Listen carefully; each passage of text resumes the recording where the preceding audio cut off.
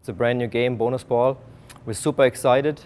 Well, bonus ball is a great opportunity for all of us. I mean, there hasn't been anything like this in pool for a while, so we're all excited for it. We've all been practicing, we're all ready. This venue is one of the most awesome places I've ever been in.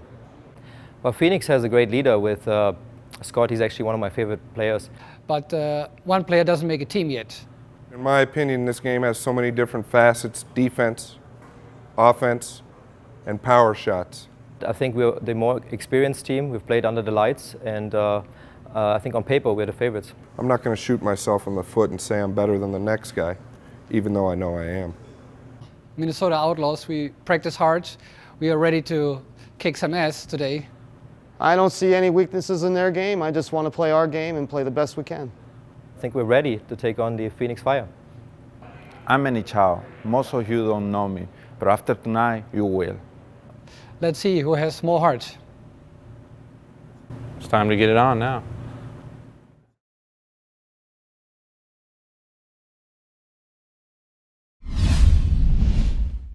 My name is Steve Strain. Jeremy Jones joining me here in the booth as we're about set to go with some exciting bonus ball action from Las Vegas. 8 games make up this match. There you see the agenda for today. And Jeremy, you can see the names right there, a star-studded list and a very much international flavor to today's match. Oh, absolutely. And a lot of 2 former U.S. Open champions and, you know, the other guys speak for themselves. Good luck. Manny Chao, 5-time Peruvian national champion. He's there for Phoenix. You see this guy, Scott Frost. He's done plenty in his own right, and the freezer will get us started in bonus ball today. We've also got Thorsten Hohmann, great player from Germany here, 2003 World 9-ball champ, 2006 champion as well. He's done plenty. You know about Thorsten Hohmann.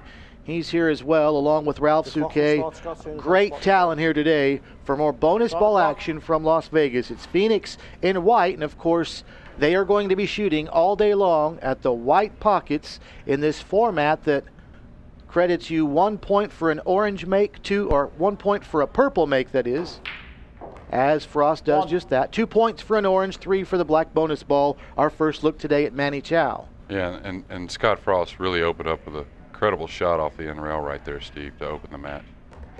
So Chao makes the orange worth 2, and now it's going to be Tommy Kennedy.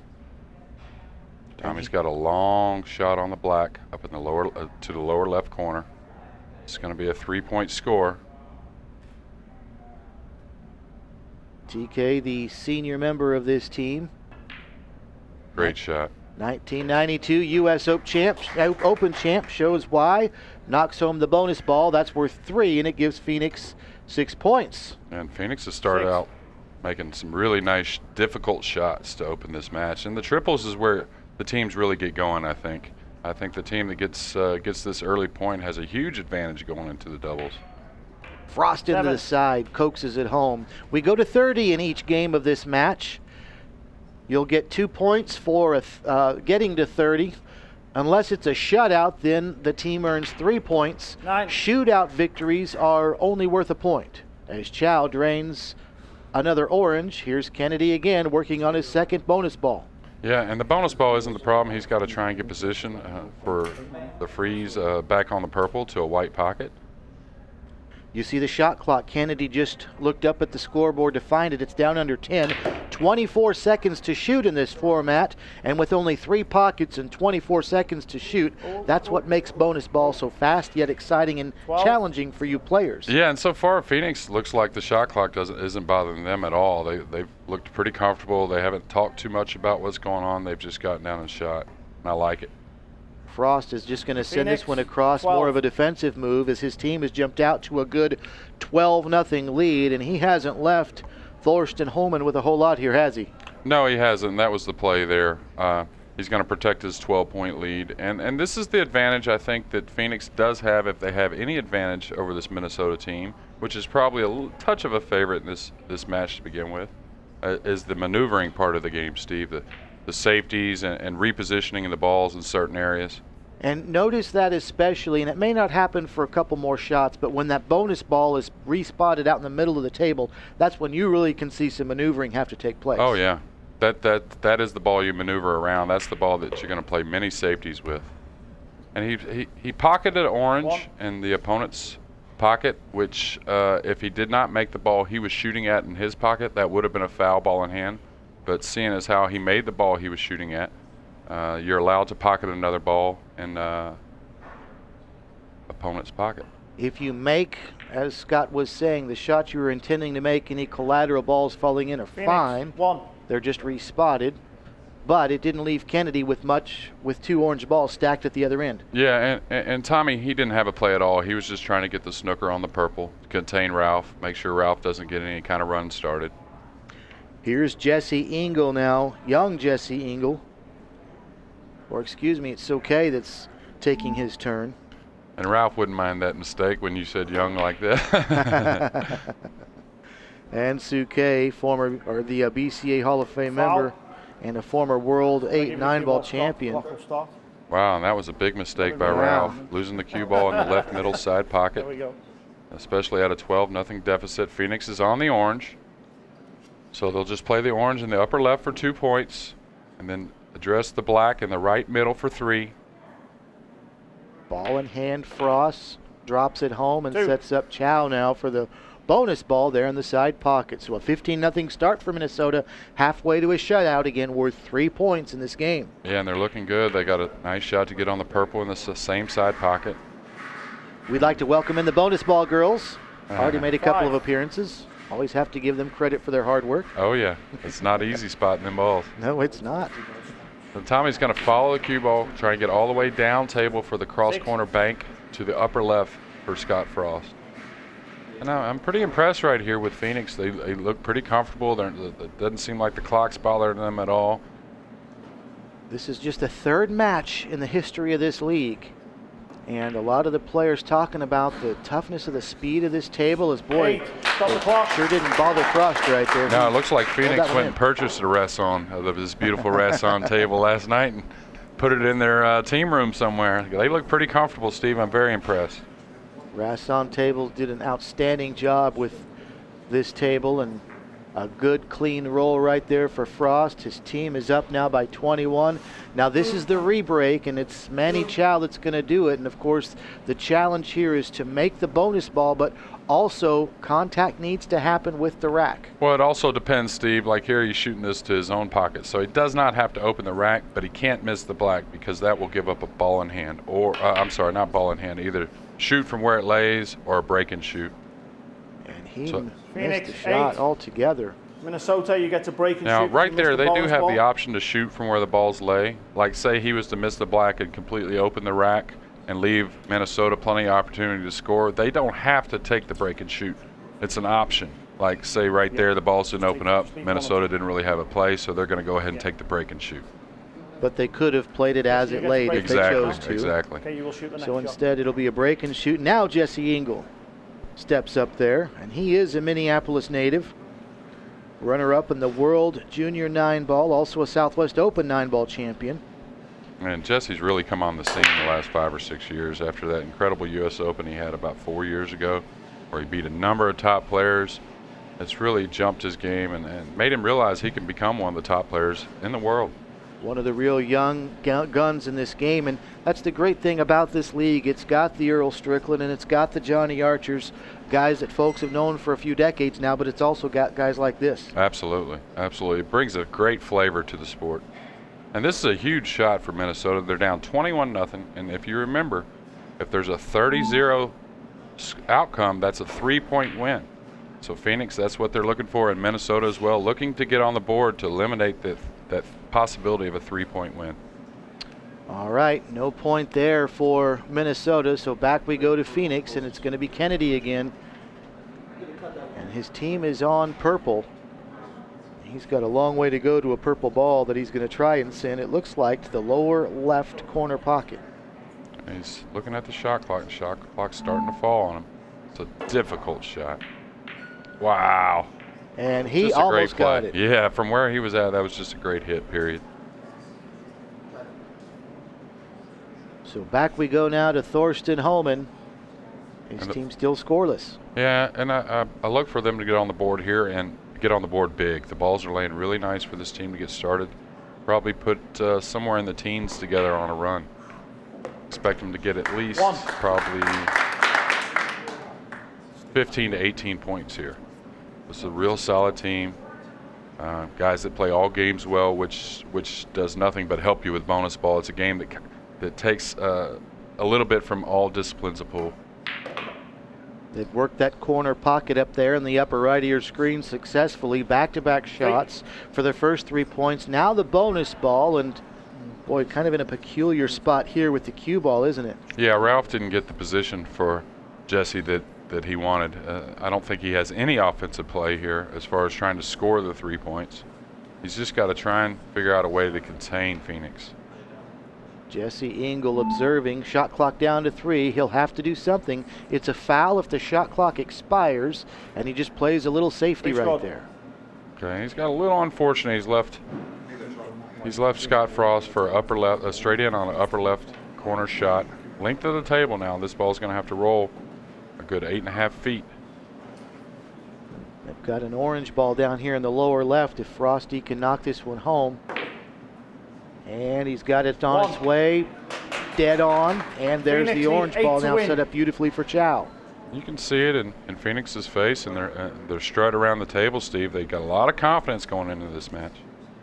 We saw that with the Philadelphia team last night when they, in the final team game, they were just rocking and rolling, shot after shot, one guy setting up another. It was really a thing of beauty to watch. Oh, yeah, and that's what's going to happen. These guys have to get used to each other, playing team pool, playing a lot of scotch doubles, playing a lot of triples. Tough shot in the upper left here, Steve. Kennedy's going to try and run it all the way down. What a shot. Wow, Tommy Kennedy, another bonus ball. He hit one early in the match and drains one in this game there. Phoenix now 3 points away from a victory here in game 1 of this match. They're playing for 2. They need a purple and an orange. And I'm very impressed with Phoenix. And overall, they're letting Minnesota know that this isn't going to be a cakewalk for Minnesota. They're going to have to play. Frost in the side with the 1 point purple and now a 2 point orange. Chow's got one right on the rail. If he can send it home, they'll take a 2-0 lead. Yeah, and he's got plenty of time, but the timeout still. He needs to make sure he just bears down and makes this game. Great shooting. What a way to open this Saturday afternoon, WPBL. High fives on the Phoenix bench. They look like a confident team, 2-0 the lead. And one significant thing, obviously it's very early here, JJ, in the season, but the 2 South Division teams we've seen so far have gotten beaten handily. So Phoenix can win today. They can really elevate themselves above those 2 teams that lost by large margins the first 2 matches of this league. Absolutely. I mean, we all know we can't win the season this first week, but it sure helps to be on top, that's for sure. That's Lee Brett, our referee, getting ready for the second game of this match. Game number 2 now going to be Scotch as the doubles. first one goes 30 Players to number 3 1 and 2 will play in favor this game. of Phoenix. For Phoenix, it's going to be I was Scott very Frost impressed. and There Manny was Chow. almost 7 minutes left on the Minnesota, clock there. It's going to be Thorsten, Hohmann, And no timeouts used by either team, I believe. That's been uncharacteristic. Understandable to call a timeout, but that's how confident Phoenix was and how good the shots were they had. They didn't have to burn a timeout even. Yeah, and they weren't easy shots. They came with some very difficult length of the table shots to open that last game and get the run started. Here we have Thorsten Hohmann trying to rebound after a pretty lopsided first game. We go doubles here. It's Hohmann and Soke against Frost and Chow in doubles now, with the Minnesota team shooting but trailing 2-0 in the match. Soke did drop the bonus ball on the break, but it's respotted. No points for any ball dropped on the break. The balls are simply respotted and you break and shoot. And he doesn't have the purple's not a problem in the lower right here, Steve. It's the problem is gaining some type of position on the orange, and that's what I think he had in his mind, that he didn't really have any future there. And just as the shot clock was winding down under 5, Hohmann a miss, and now here comes Frost, and yeah, he's moving quickly. They're all moving quickly. That shows confidence, and they like the setup that the balls are in. Yeah, and they're quick players, all 3 of them. They're not guys, even without the shot clock, they're not guys that take a ton of time, so I think it might set up well for them.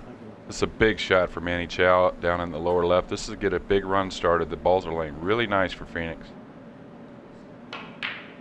Chow sends it in. 3. And now look at that bonus ball. Perfectly set up in the side.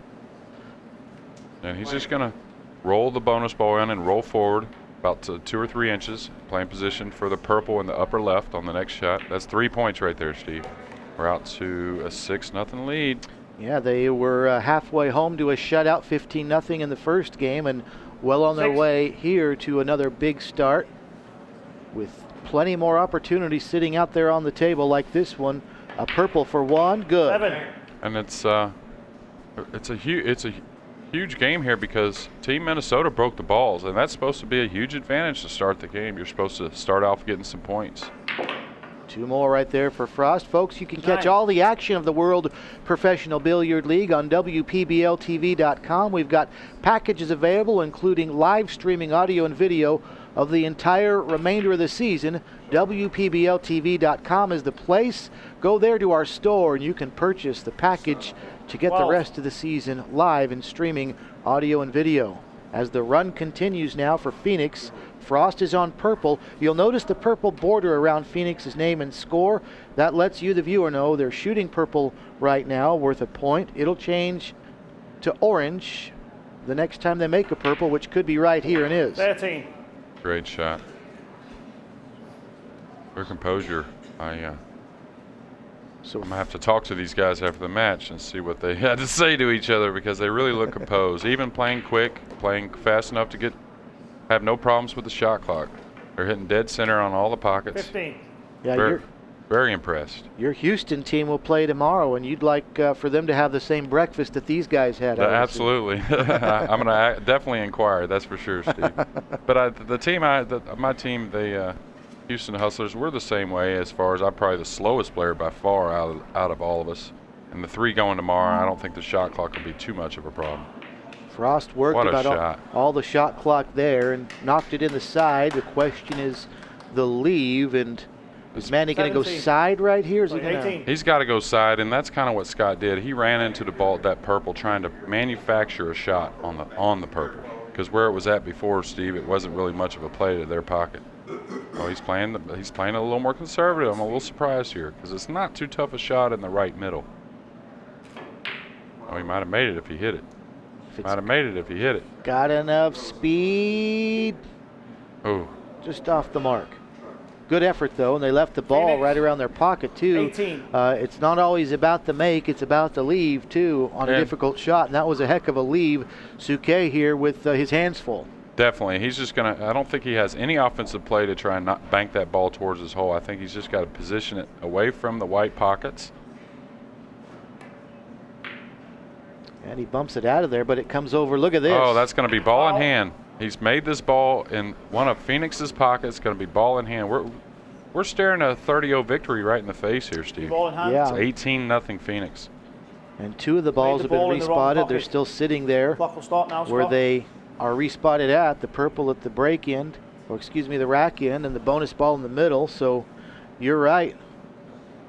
Frost here can knock this purple in the side and set up his teammate beautifully down in the corner there, halfway home of the 2 combination.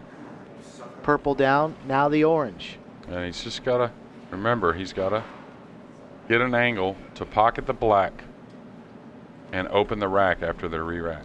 Yeah, it's not just about setting up the black for a make, but setting up the black for a make and the re-break. 3. Exactly. Stop the clock. And look here, he's might have drew this ball too much, and the problem with this is he's going to be pocketing the black in one of Minnesota's pockets, which he'll still be able to score to 3, Steve, but he must open the rack to be able to continue to shoot. If he makes the black in the middle side and does not open the rack, that's a foul. It'll be a break and shoot for Minnesota, which is what they desperately need. That's the risk of using your opponent's pocket on the re-break. You don't face those circumstances if Stop you the use clock. your own pocket. You've got to make the black and connect the rack here. And Great it looks shot. like he has, Oh, no. but does he scratch? Okay. No. Just avoided danger there.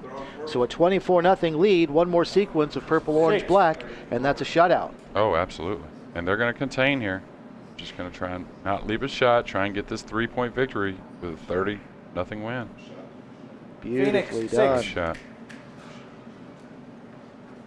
Minnesota in black jerseys, and folks, if you're watching this for the first time, They're shooting at the black pockets, and the WPBL in their foresight has arranged it so that the team in the black jerseys, the 9 road minutes, team, 50 seconds will be remaining shooting of this only at the game. black pockets, white team in the white pockets. Phoenix lead 24 points to Right 0. now, Frost calling his shot right here as he's got to get a little creative right here. Yeah, it looks like he's going to play a 2-rail kick shot at the purple that's below the rack. Oh, that's a foul. Okay, he hit the orange. He contacted the orange first, which is huge for Minnesota. They can get off the snag here, get some points, eliminate the 3-point victory for Phoenix if they don't come back and win this game, Steve. Plenty of time, 9 minutes, right at 9 minutes left. If time expires and neither team is to 30, we go to a shootout, and we are 2 matches into the history of this league, and we've already seen, I think, about 7 or 8 of those.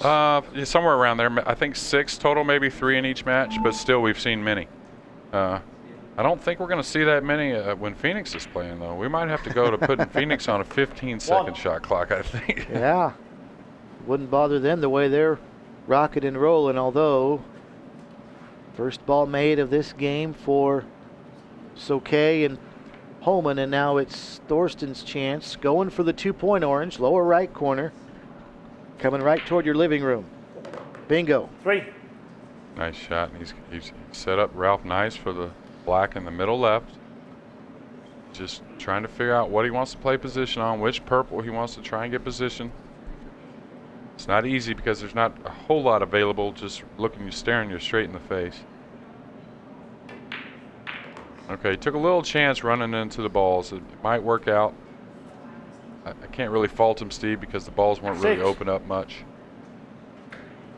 He's left Thorsten a pretty tough shot in the upper right-hand corner.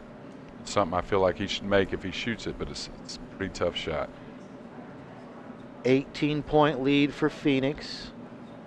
Now Hohmann trying to send this one all the way down. And does. Great shot. 7.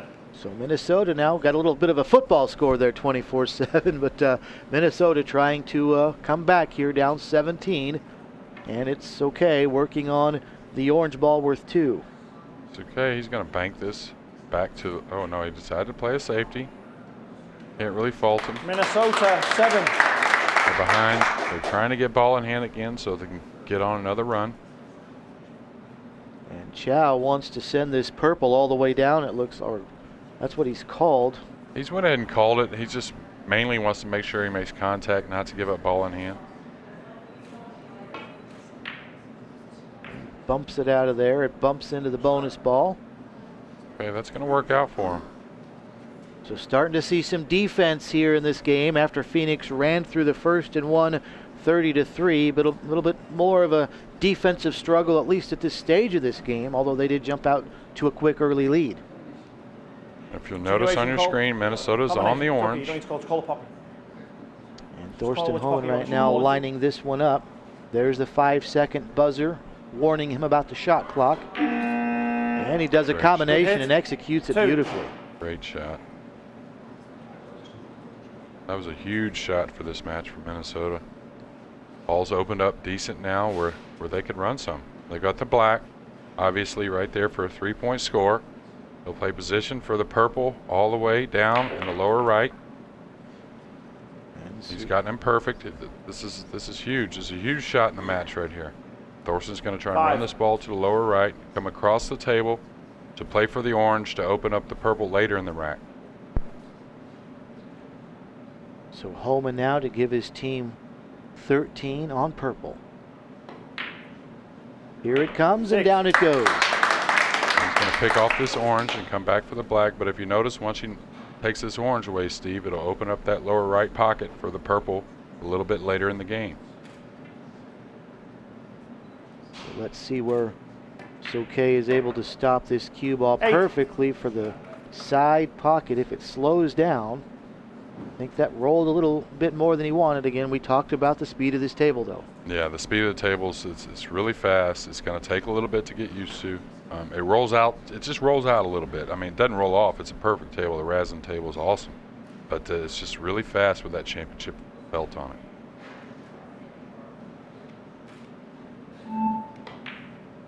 And Hohmann brings home the bonus ball worth 3, and we've got a comeback here. 6 points now. Minnesota is 11. down 24 to 18, and the sequence starts over. Purple, orange, and 5 black. minutes. Both teams are on 13 seconds remain. purple, so they'll be playing a little cat and mouse. I think Ralph is going to try and bank this in the lower right. But if he doesn't, he's going to try and play some type of snooker.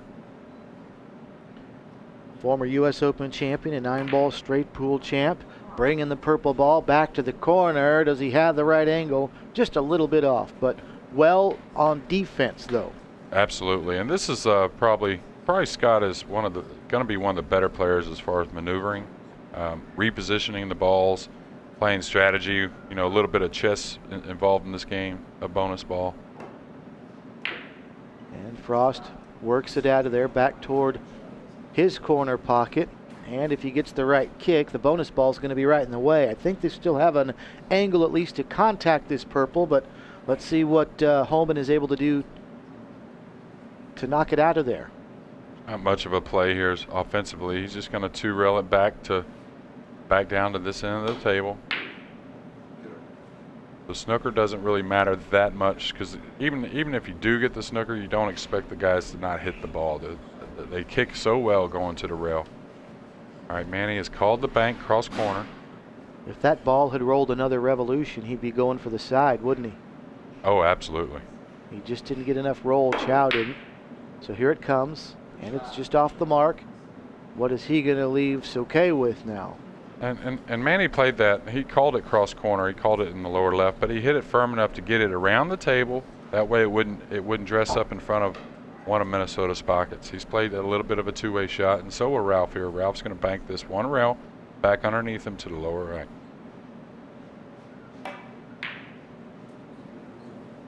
And he's left a pretty good leave, too, where that cue ball is. So defense continues for these two teams. We're stuck on 24-18. Both teams stuck on purple.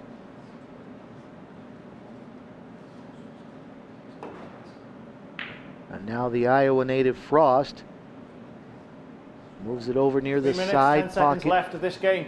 Minnesota's side pocket, but they're Phoenix not able to needs use 6 it points there. to win. Minnesota needs And they're going 12. to probably play a cross corner bank to the upper right. The only other play they would have is a snooker if a snooker was available to try and get ball in hand, but that's not really available. So he's going to play this purple, try and make it, but if not, leave it tough for Team Phoenix. Beautiful goal. Hohmann strokes it home, and that could be the game changer in this contest because Minnesota now will continue their turn working on orange. And this is where it gets interesting. This is where you can get the snookers with the black because you notice that Phoenix is on the purple. So if Ralph in Minnesota misses this orange, a purple's going to come on the spot. So then you're looking for the black. See where he positioned the cue ball? Did you see where he positioned the cue ball, Right Steve? Because he behind the knows black. the purple's coming up on the spot. How about that orange ball? And this is where you're liable to get an easy shot. You're Minnesota liable to get, won. with this type of snooker, you're 2 liable to end minutes, up with ball 14 in hand or seconds maybe left an of this easy game. shot. Now we could have a continuation shot right here if Chow wants to knock the purple ball first into the orange. You can use an opponent's pocket. That's the only pocket you can use for a continuation. Timeout. He can keep his turn. And he would stay on the purple. He's going to call a timeout right here. Each team allotted one timeout during the game. The clock stops. It's at 2 minutes. That started at 15. That's how long each game is. If nobody's at 30, when time expires, then we go to the shootout. We'll explain those rules once we get there. Yeah, and what he's looking at here is he has a full snooker on the purple. He can't see the purple. So there's another way to play a continuation shot, Steve. He could call continuation and kick at the orange, but he has to kick minimum of 2 rails. He has to at least gain or contact 2 rails before hitting the orange. That is also a legal continuation shot. Foul. Instead, he Ball in just hand, gets the bonus Minnesota. ball out of there. That's going to be ball in hand, but that looks like that was the strategy all along. Yeah, they just wanted to eliminate the possibility of Minnesota probably running the entire game out without them getting another opportunity at the table. Some of the strategy of this game, according to the ball placement, we'll see if it pays off or hurts Phoenix in the end.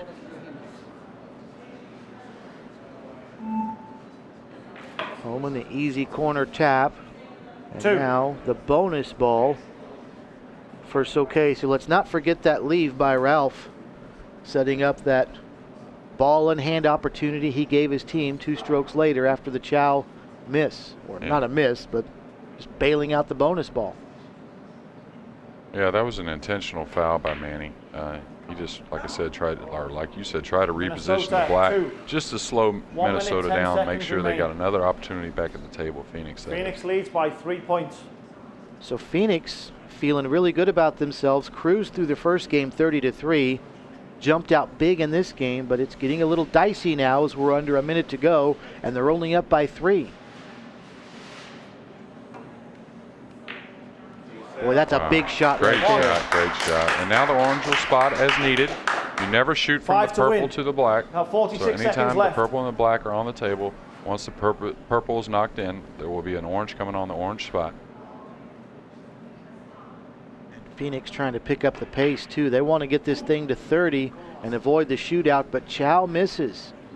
And so now the purple respot Phoenix 1 for Minnesota. 25 seconds remain.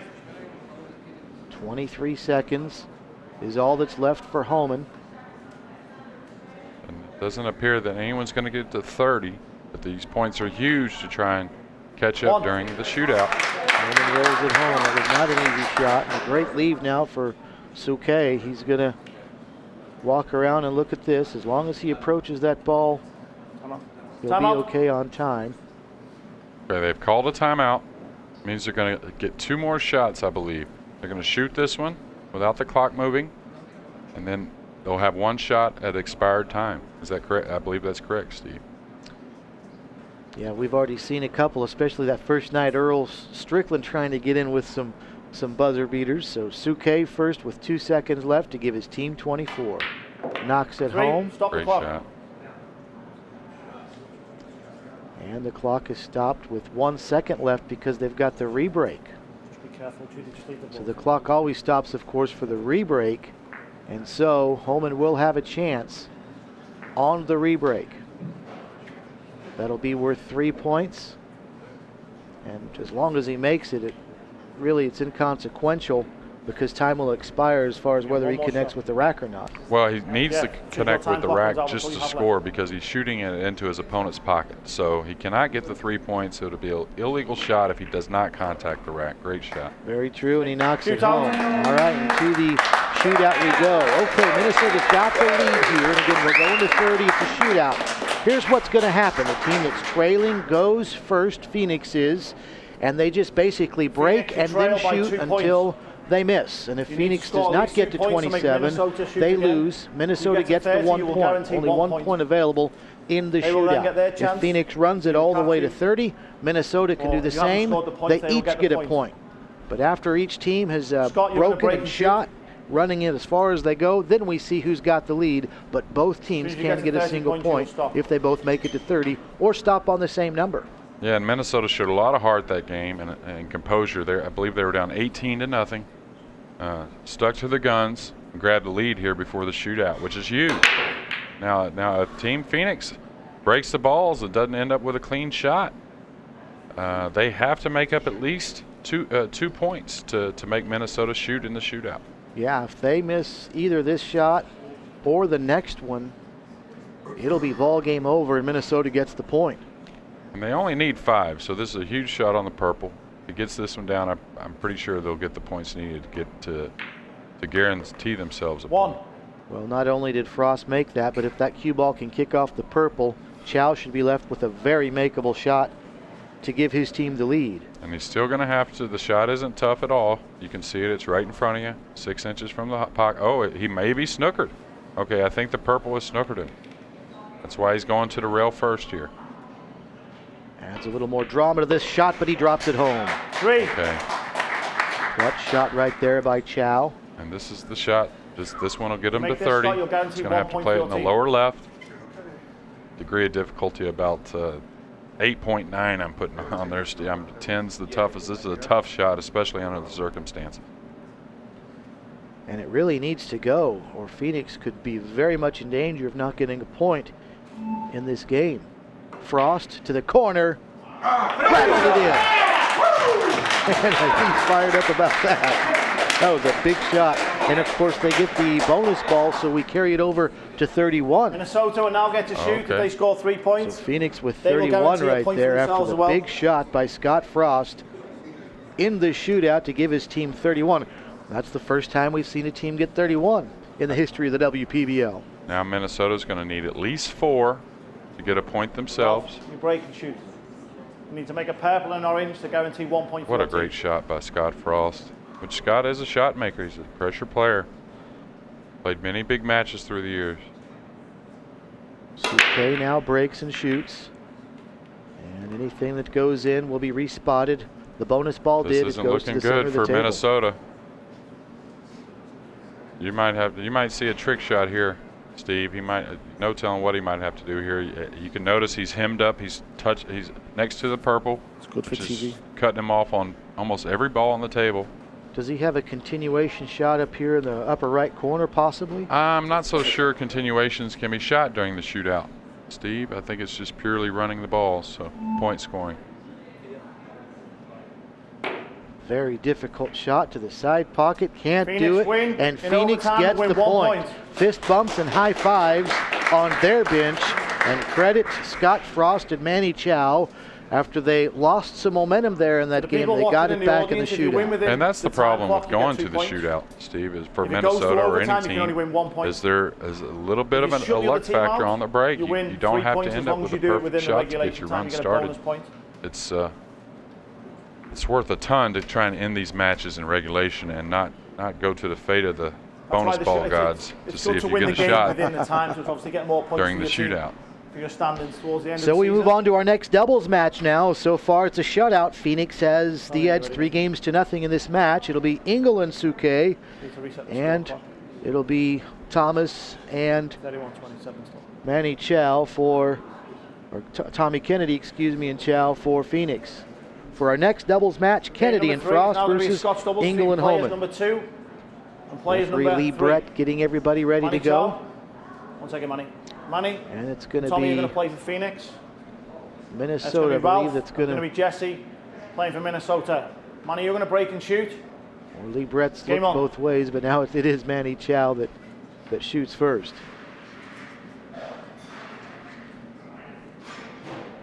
Yeah, and Jesse and Ralph really need to put something together in this match. Well, that's going to help Foul. right there because Chow just scratched on the break. Oh, wow. Big mistake. He had the ball, I noticed, Jeremy, Clock will start as now, Rob. close to the middle of the table as anybody I've seen Target break. called. A lot of guys are going a little bit wider to either side, but he was right there just as close to the bonus ball as he could get it and run it by toward the center of the table.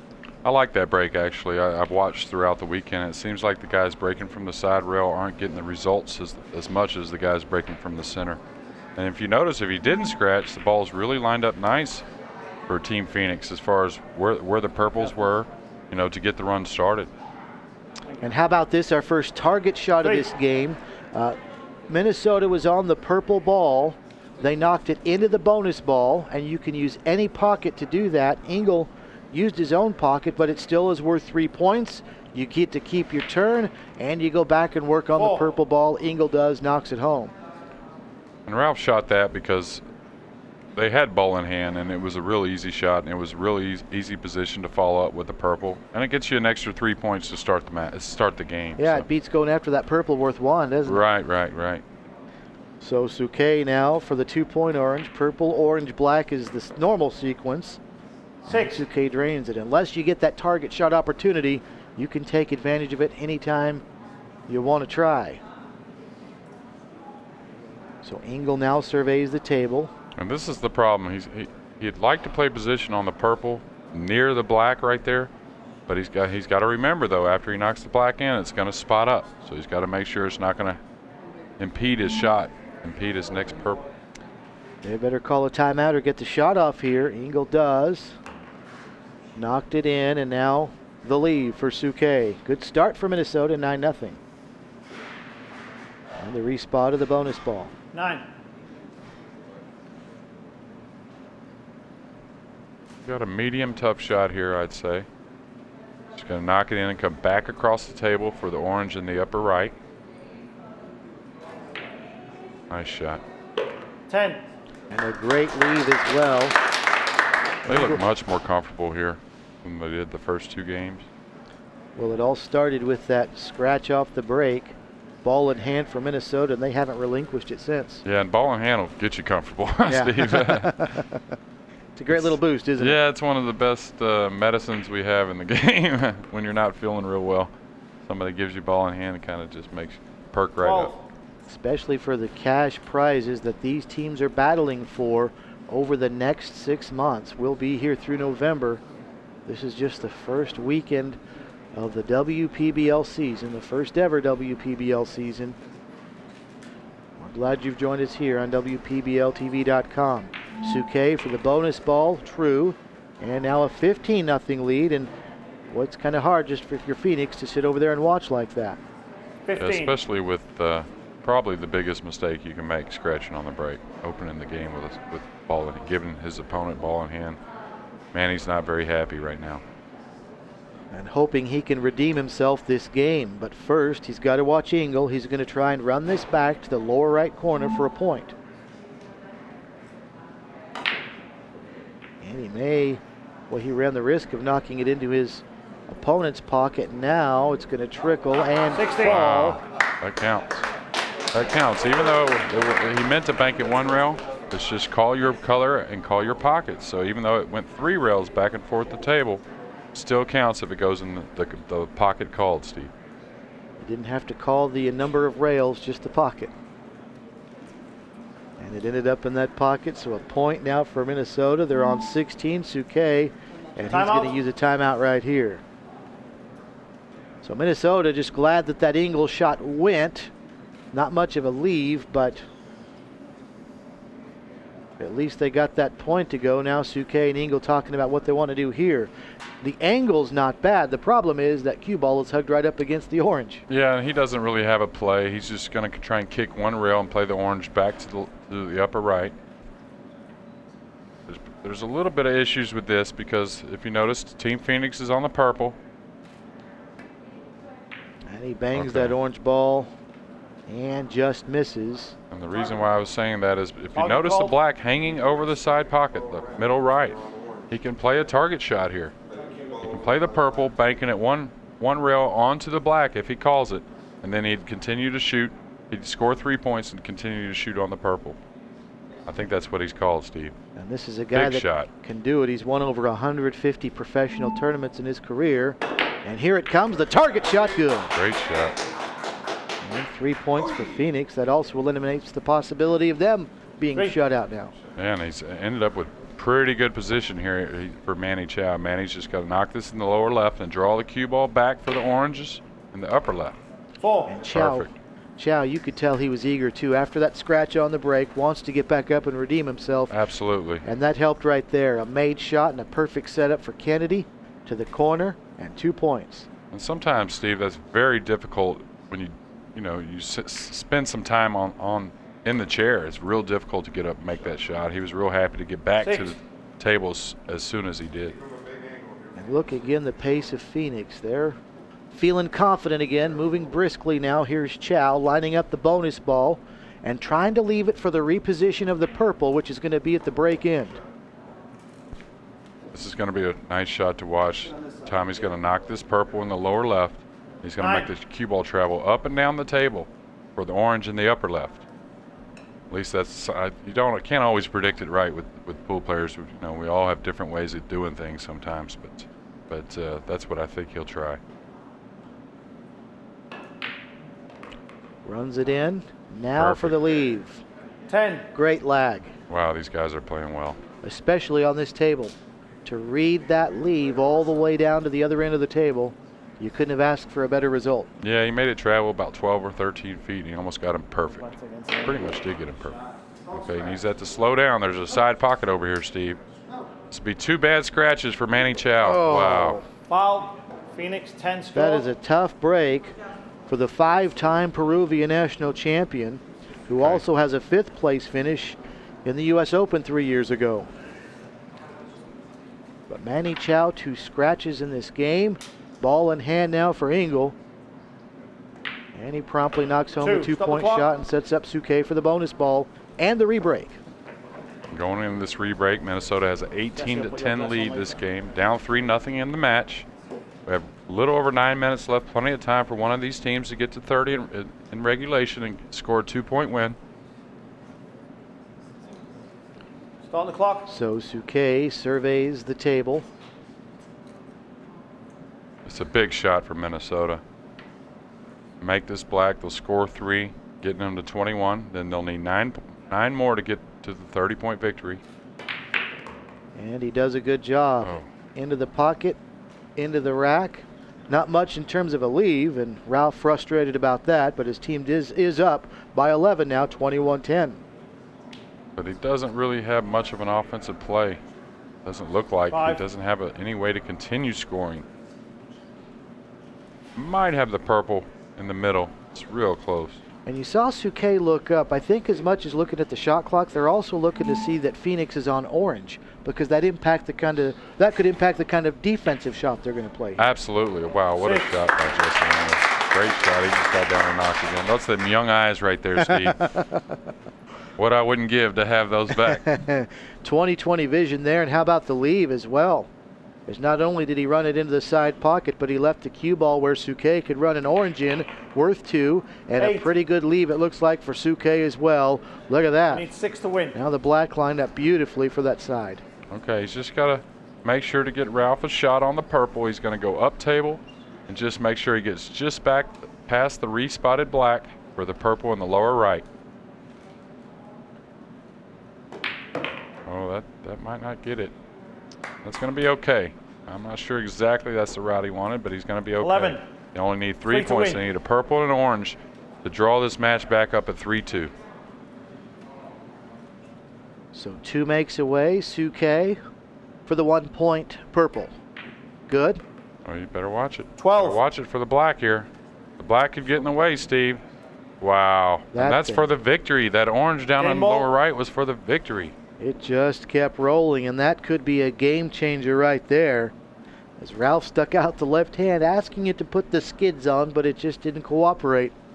It's amazing how much you know in your gut. If you notice, right when he hit it, he grimaced because he knew the speed was going to be close to a snooker on his partner on the black. Real unfortunate for Team Minnesota, but a little bit of an error too. Now Engel just trying to play some defense and hope that this orange might trickle in. It Minnesota doesn't, 12. so here we go now. This is going to be interesting. Phoenix down 18, but still a chance right here with some balls in good position. If you notice, Phoenix still on orange, even though they haven't shot this particular rack because they were on orange from last rack. The only time you go back to anything is if you miss the black, you go back to the purple. Kennedy can't run it home in the corner. And they decided to go offensive. They thought probably there's too much time on the clock to try and squeeze out going to a shootout, especially Minnesota only needed 1 orange to win the match, so they decided to go aggressive. I can't fault them. So the gamble doesn't pay off there. Suke finishes it off, and the first win of the match for Minnesota, 30-10 is the score. And collectively, I'm not sure if these two teams are going to continue like this, but they've been the most impressive as far as getting the games won inside of regulation, and without the shot clock really bothering them. It seems like both teams are real comfortable. Maybe they watched the first 2 matches and realized things they need to do to make sure not to make any silly mistakes against Thorsten, Hohmann, and Jesse having a foul ball in hand because of the shot break. clock. Jesse, break and shoot. So Game now on. we move on to the next doubles match. And this is going to be Engel and Hohmann for Minnesota. Tommy Kennedy and Scott Frost for Phoenix. So Engel gets back-to-back doubles matches here. And he's going to break and shoot. But a scratch, and we saw how much that hurt the Phoenix team in the last doubles match. A scratch on the break, and the team that benefited from it won. Now the advantage perhaps to Phoenix. Biggest mistake you can do in any pool game, especially bonus ball. Scratch on the break, you're going to give up instant points. You're going to be behind right from the gate. I think you might see a continuation shot here. I like the continuation shot in the upper right, playing the purple into the orange some type of way, or kissing the cue ball off the purple into the orange. I think Kennedy right now asking his teammate where he wants the leave to be. So TK will walk around the table. Shot clock's down to 12. That's a good play here. You notice he's getting behind this ball near one of Minnesota's pockets to try and take that away from the get. Sends it home for the first point of the game. Now Frost for the 2-point orange, and he ought to set it up beautifully for that black in the side after this, which is the bonus ball. Soft touch. It's in. Great shot. Perfect speed. It's so easy to overrun it on this championship belt. So Kennedy for the 3-point bonus and for a 6-0 start for Phoenix.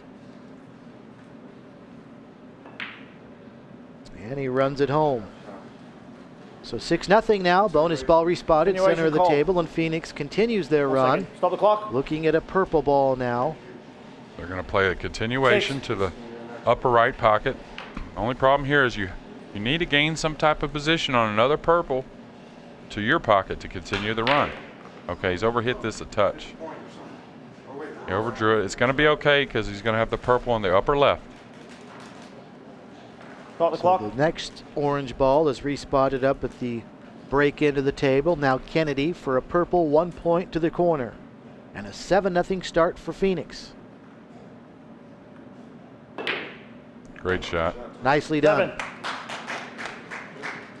And now Frost can choose one of 2 oranges right there. Which one do you think he'll pick off there, JJ? Double J? Well, he's worried more about the black. He's got a couple options, like you said. So he's going to shoot the one he feels like he can gain the most position at. He's going to play the one that's nearest the head string, which is the one to be on the top of the, I guess, the top side of the ball. Timeout. All right, Scott is taking a timeout. Feels like this is a crucial part in the game. He wants to get some position on the black to continue this run for Phoenix. Yeah, if he can somehow find a way to get this to go, then Phoenix could really go on a nice run because they got that bonus ball sitting right in the middle of the table where you've got a few different options. Absolutely. I thought initially that the Phoenix, they got the fire from, Phoenix being hot. But I think it's got more to do with these guys firing the balls in, Steve. 9. Frost knocked it home. I think that cue ball moved a little bit farther than he wanted. Still a great shot just to produce a shot for his partner, Tommy Kennedy. He's got a thin cut in the side. Emphasis on making the ball here. He's not too worried about position.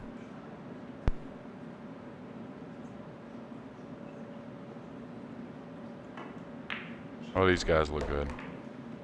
Kennedy sneaks it into the side. Now the leave. 12. Frost probably is going to have to send this one back to the upper left corner. Yeah, he's going to have to bank it cross corner. He's looking for 3 in the side. He's looking to play this 3 rails, and he's called the middle right. Going to bank this 3 cushions. Okay, came a little short.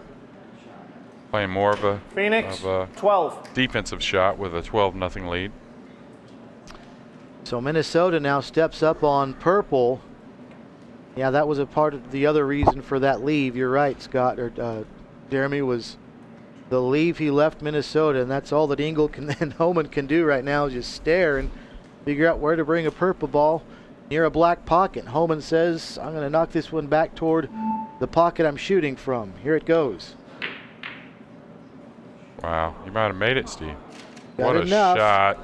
It does. Well done. And that's the beauty of this bonus ball. You're going to see guys, when they have the back against the wall, come with incredible shots. Best players in the world making the best shots in the world. And not only that, look at the leave he left for Engel. Easy pickings there for 2 more. Now maybe Minnesota can get on a little run here, down by 9. Purple, orange, black to sequence. For those of you new to the game, purple picks up a point, orange is worth 2, then the black is the bonus ball worth 3. Hohmann on that bonus ball, good to the side pocket. All of a sudden it went from 12-0 to 12-6. And Jesse's got a nice shot in the lower right on the purple. Just going to try and come across the table to play for the orange in the upper right. Tough shot though, because he's a little elevated over the orange. And Steve, we're playing all ball fouls, so any type of contact your shirt, any kind of anything happens, any ball gets touched, that's a foul. Ball in hand for the opposing team. Now Hohmann surveys on the orange. And Jesse got a little bit of a bad roll, just contacting the black, and the cue ball ended up resting on the rail, which is the most difficult place to shoot from.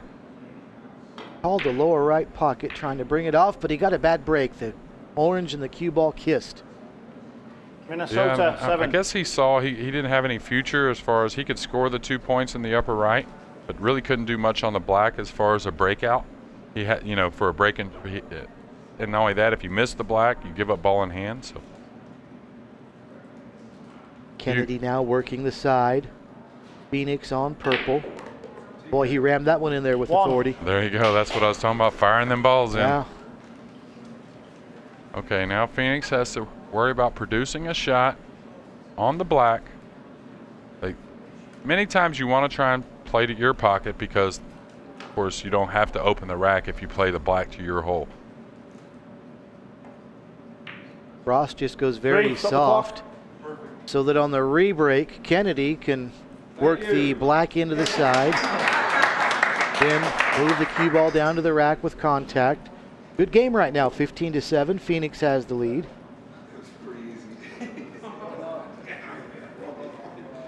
If you make the bonus ball and don't contact the rack, then your team will shoot a forced safety and give up your turn, but you do still get the 3 points.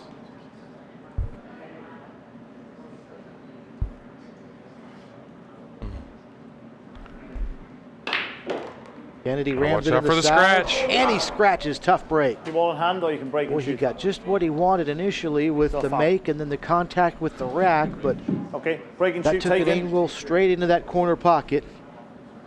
And again, Minnesota had the option there to shoot from where the balls lay. Of course, he scratched, so he could have shot from where they laid with ball in hand. Instead, Jesse has decided, and Team Minnesota has decided to take the break and shoot. With the score 15-7, we're just over 9 minutes left in this game. No points awarded for Phoenix right there because of the scratch, even though Kennedy did make the bonus ball. The scratch occurred, and that wiped away the points. Break and shoot now for Minnesota. Down by 8 here. Wow, this is going to turn out beautiful for Minnesota. Looked like for a minute they weren't going to get a shot, and that cue ball kept coming down table. Ended up getting pretty much perfect on this first purple in the lower right. Got some low-hanging fruit out there, don't they? Oh, I'm sorry. Minnesota's still on the orange. My mistake. I looked back at the scoreboard. Minnesota's still on the orange, so even though they just had a break and shoot, they were on the orange from the previous rack, so they stay on the orange. And Engel worked a combination there, but playing defense as much as anything. Yeah, defense was on his mind as much as anything, for sure. I was thinking they were on purple myself when I said low-hanging fruit, but you're right. They had to go orange right there, and it comes up short. So now Frost with his team up by 8, leading 3-2 in the match. Trying to find a purple, and you can see that shot clock starting to affect him. He's got to hurry, and he makes contact, a triple combo. But again, probably a defensive shot. Not going to work out so well. Orange right in front of the pocket for Hohmann. Yeah, and what he did there is he tried to reposition the balls. He knew he really couldn't keep Minnesota off pocketing an orange, getting a shot on an orange, so he just tried to reposition the purples to eliminate a high run by Minnesota. That was a smart strategy. I mean, sometimes you just got to take your medicine. A defensive shot after this one is what he was setting up. That's what he's hoping. Because Hohmann does knock in the purple, or the orange, excuse me. Now Engel for the black. But what Frost was thinking, and I think what you're talking about, Double J, is what are they going to do with the purple? Exactly, and they will have one purple to play. They have, if you notice, the purple in the left black side. They will have that, but they just don't want to see Scott Frost as a captain, very smart player, very smart play he made here. They just don't want to see Minnesota run the entire game without Phoenix getting back to the table. So 15-12 now as the bonus ball respotted, center of the table. We've watched that scenario, though, play havoc with this game plenty the first 2 nights. After the bonus ball is respotted, it tends to get in the way there in the center of the table. We'll see if that happens this sequence. But first, Hohmann knocks home the purple for a point. His team is within 2. An orange make right here, which is almost inevitable, and will be tied at 15. And Larry has definitely thought it out very well as far as the bonus ball. Putting the black in the middle of the table like that, the strategy behind that is just perfect. I mean, it makes the game, really makes the game itself, to be honest with you. Will the make. Tried to leave Hohmann with the lower right corner, but it rolled a little too far. You're exactly right. You get rewarded for 3 points for the bonus ball, but it's ball position after that shot that's so crucial. Oh, absolutely. And there's a lot of penalizing. You know, at the end of the rack, if you miss the black, you give up a break and shoot. Great shot by Thorsten. Beautiful stroke by Hohmann, and now I think he left Engel with a pretty makeable purple shot 11. right there. I think there's enough room between that rail and that orange ball for Engel right here to pick up another point. And I think he'll just go with a little English into the purples and have the orange in the lower right, the same pocket. There you go. Nice shot. 12. It was down, orange perfectly set up. And also perfectly, he knocked another purple over on his side. 11 So to when win. they get through this orange and black, they'll have another purple to play to the lower right. There's so much to this game of bonus ball. Where do you think Hohmann is going to leave this cue, and for what pocket for Engel on the bonus ball? Just the corner. Yeah, the upper right 14. corner. A lot of the guys play for the sides. I like the corners a little bit better just because it doesn't get you in as much trouble moving the cue ball around. It's a little bit more difficult shot overall, but I think you're going to see the higher runs. You're going to see the guys play the blacks in the corner more when they're making the higher runs. There's another sequence for Minnesota. We refer to a sequence when they 17. knock in the purple, 6 orange, points and to black win. successfully, and one straight run, and that's what they've just done. And now Minnesota on top 9 here, 24-15. Tough shot here for Thorsten. Okay, he's queuing it up. He's going to pull the cue ball around the table, 3 rails for the orange in the upper right. Tough shot, though. Makes the shot much more difficult. Okay, great shot. He's overhit it a touch. This ball's going to travel a long ways and leave Jesse a tough shot, but he did manufacture a shot for his partner. And the good thing about that was if Engel, for some reason, didn't make this, you would imagine that cue ball is going to be somewhere with the bonus ball in between it and the purple. Possibly, but he's got to make a decision here, Steve. Because they're sitting on 25. They got a chance to get 2 and 3 right here. If I would go for it, I think I would stop the ball and try and get the orange and the black for the win. I think you got to eliminate the safety here. He went after it aggressively. Yeah, he went after it aggressively. I can't blame him because all they needed was an orange and a black to get the win. That orange almost Minnesota, got 18. stuck in between the cue and the purple, but it looks like Kennedy now has a little bit of space right there. Stop the clock, please. 4.5 minutes left in this game. If nobody makes it to Stop the 30, clock. we have a shootout. We've already had one of those this game, won by Phoenix. And there's still plenty of time. Phoenix only needs 15 points. And the pace they've played the entire match, they can get 15 points in 4 minutes. Kennedy using every second of the shot clock just about. Makes and sets up Frost pretty well for the orange. Yeah, and a nice angle to come back for the black to where he can get a nice angle on the black to open the rack on the break, on the re-break. There's 3. the make. That's perfect. Stop the clock. Boy, Scott is really playing well. The only scary thing here for Phoenix is, Double J, that's a similar position when Kennedy scratched on the re-break a little bit ago, but I doubt he makes that same mistake twice. Well, probably not, but that's the beauty of the game where the black's at. The angles you're coming in, if you're playing the black off the spot, like you most of the time will be when you're breaking the rack, the angles you're coming in on is a scratch. You notice if you hit the right side of the rack or if you hit the left side of the rack, good chance of scratching. So you have to put a little bit of English on the cue ball to keep from letting it go in one of the lower pockets.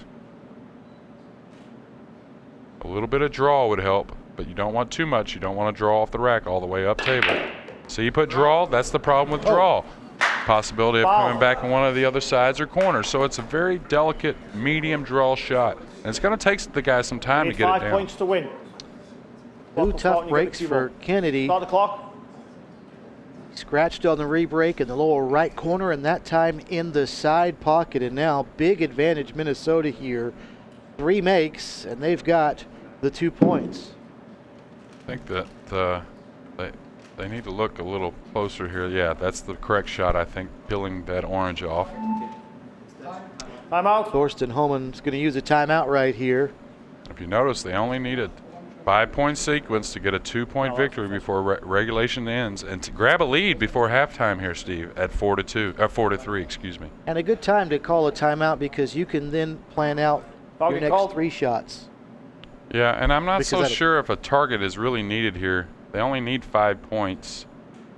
I'm not sure what they're going to play position on next. Oh, okay. Nice shot. Okay, so they went ahead and got the 3 first instead of the 2 and then the 3. 3. Again, hitting the next ball in sequence into the bonus ball. You can use any pocket then for the bonus ball to drop in and get the 3. Now the 2. And a Minnesota win 30-18, where they got a little clever right there. And it works to perfection for Minnesota. And now with the 2-point win, they're ahead 4-3. Welcome back to the WPBL Arena. 4-3 is our score. Minnesota has the lead over Phoenix as we get set now for the singles portion of this match. You can see that it was a 2-point win and a 1-point win for Phoenix in the shootout early as they had the edge, but it's been all Minnesota since as we move towards singles, and that means that it's going to be the 1 players and the captains for these 2 teams. Game number 5, we're now going to get to the singles Thorsten matches. Hohmann, Going to be player number 1. He's got some fans Phoenix, here, and there's some very happy fans right now. Oh yeah, there's some guys from Minnesota, a team. There's an amateur event going on here in Vegas at Bally's. It's the VNEA, the Valley National Championships, and Team Minnesota won it today, yesterday actually, with a big victory. Now they've come to support their Minnesota Outlaws in a bonus ball. They'll be even more happy if Hohmann can win this singles match against Scott Frost. There he is, honing in the freezer on the break. And Frost's got his hand on his head, almost a "what did I do" look on his face, trying to get a purple to start things going in one of the white pockets, and there is nothing in the neighborhood. And there needs to be an orange spotted. 1 orange went down. 1 second. So an orange will come up on the orange spot at the far end of the table. And Scott really is a little unfortunate on the break here just because he only really has 1 purple to shoot at. He's going to shoot at the purple cross side, which would be the white right middle pocket. And if he can get this to go, he's got the orange in position up there that was just respotted maybe for that corner. But this is a tough shot here to get it started. Yeah, he's got a few options. The emphasis here is just making the bank. 1. And he did. He should end up with a shot. He's got the 2 down in the lower left to shoot at also. He's ended up a little short on the orange you were talking about on the orange spot. I think he's really got to look at shooting one of these long ones down in the lower left. You're going to see some speed on this because he's going to want to try and get the cue ball to the side rail and back out for the black in the upper left. Okay. First bad miss we've seen by Frost. Phoenix. Boy, and he was on the verge of a foul right there as he almost knocked a purple into his opponent's pocket. That would have been ball in hand, and instead he sets up Hohmann beautifully. Yeah, ball in hand would have made a difference, but not a ton of difference here. Hohmann's got a great start. He almost got a ball in hand shot right now, doesn't he? He's got a pretty good one. Worth 1 point. And Hohmann slides it in. And now the lead for the orange. He's trying to set himself up for that same pocket now for an orange. Worth 2. Purple, orange, black is the sequence. Worth 1, 2, and 3 respectively. We go to 30 each game. The issue here is not really the orange. He's a little elevated over the black, but gaining some type of shot on the black is the element that's a problem element here. Glide it around that purple, he does. That tone you hear is the 5-second warning for players because they're shooting with a 24-second shot clock. You can see it down there underneath the team's score of whichever player is shooting, and right now it's under Minnesota because that's who Hohmann obviously is representing. He's called this in the lower right. It's a tough shot, cutting it back across the table. It's pretty natural position because you see he's got the purple laid up by the pocket. Have the angle just a little bit off to our left. Just a little bit off. 3. But when you're Phoenix and shooting on orange, there's not a lot out there for Frost, is there? Got a long, difficult shot. He's not even going to play it because he wants to contain safety. He wants to make sure that he doesn't give a shot to Minnesota on the purple. That's got enough. It might have a chance, and it's just off. Again, Minnesota goes back to the purple after missing the black bonus ball. You never restart on the black after missing. That's quite a turnaround. You're going after that 3-point black, but if you miss it, then you got to go back your next shot to the 1-point purple. Another reason why that bonus ball is so important in this game. Not just the 3 points, but having to start over if you miss it. Oh, what a shot. That was a great shot by Hohmann. Off the rail and back to the near side where he was. And now he's looking at an orange possibility. Again, Hohmann in the black jerseys because Minnesota's the road team and they shoot in the black colored pockets. He's thinking about it here. He's got a little bit of a bank across the corner. Only issue here is that Phoenix is on the orange. He doesn't want to give up a shot on the orange. But he's giving up a bank, a pretty makeable bank. One runs it back near him, and now Frost has already called the corner pocket down there near the cue ball. And you'll notice that Scott will bump the black. When he banks this, he'll come off the rail with the cue ball trying to contact the black to reposition it for a shot in his pocket after making the orange. Okay, he didn't hit the black. He was trying to touch the black. But the situation here for Hohmann is 2 orange balls, which Hohmann is on, are down near Frost's pocket, and is that purple one guarding the other corner? I guess not, because Hohmann's going to try and call it anyway. Slide it in, and he does. 2. And you'll notice those 2 oranges down here, they're a problem, of course, but sooner or later there'll be a purple spotted again down here, which will make it a little easier to gain position to one of the short end pockets.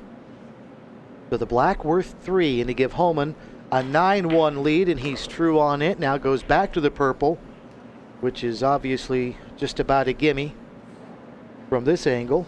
Well, it's a gimme if he tries to just knock it in slowly. But if he tries to draw the cue ball back or move the cue ball back around table to gain some type of position on the orange with those 3 7/8 pockets on these resin tables, anything could happen. You could miss the ball. Even if it's 2 or 3 inches from the hole, you could miss it. Could he be setting up also for a continuation shot? We'll see. What a shot. That was a great shot. You notice him when he had to hit it with plenty of speed to draw the cue ball the length of the table back to try and produce some type of shot on the orange.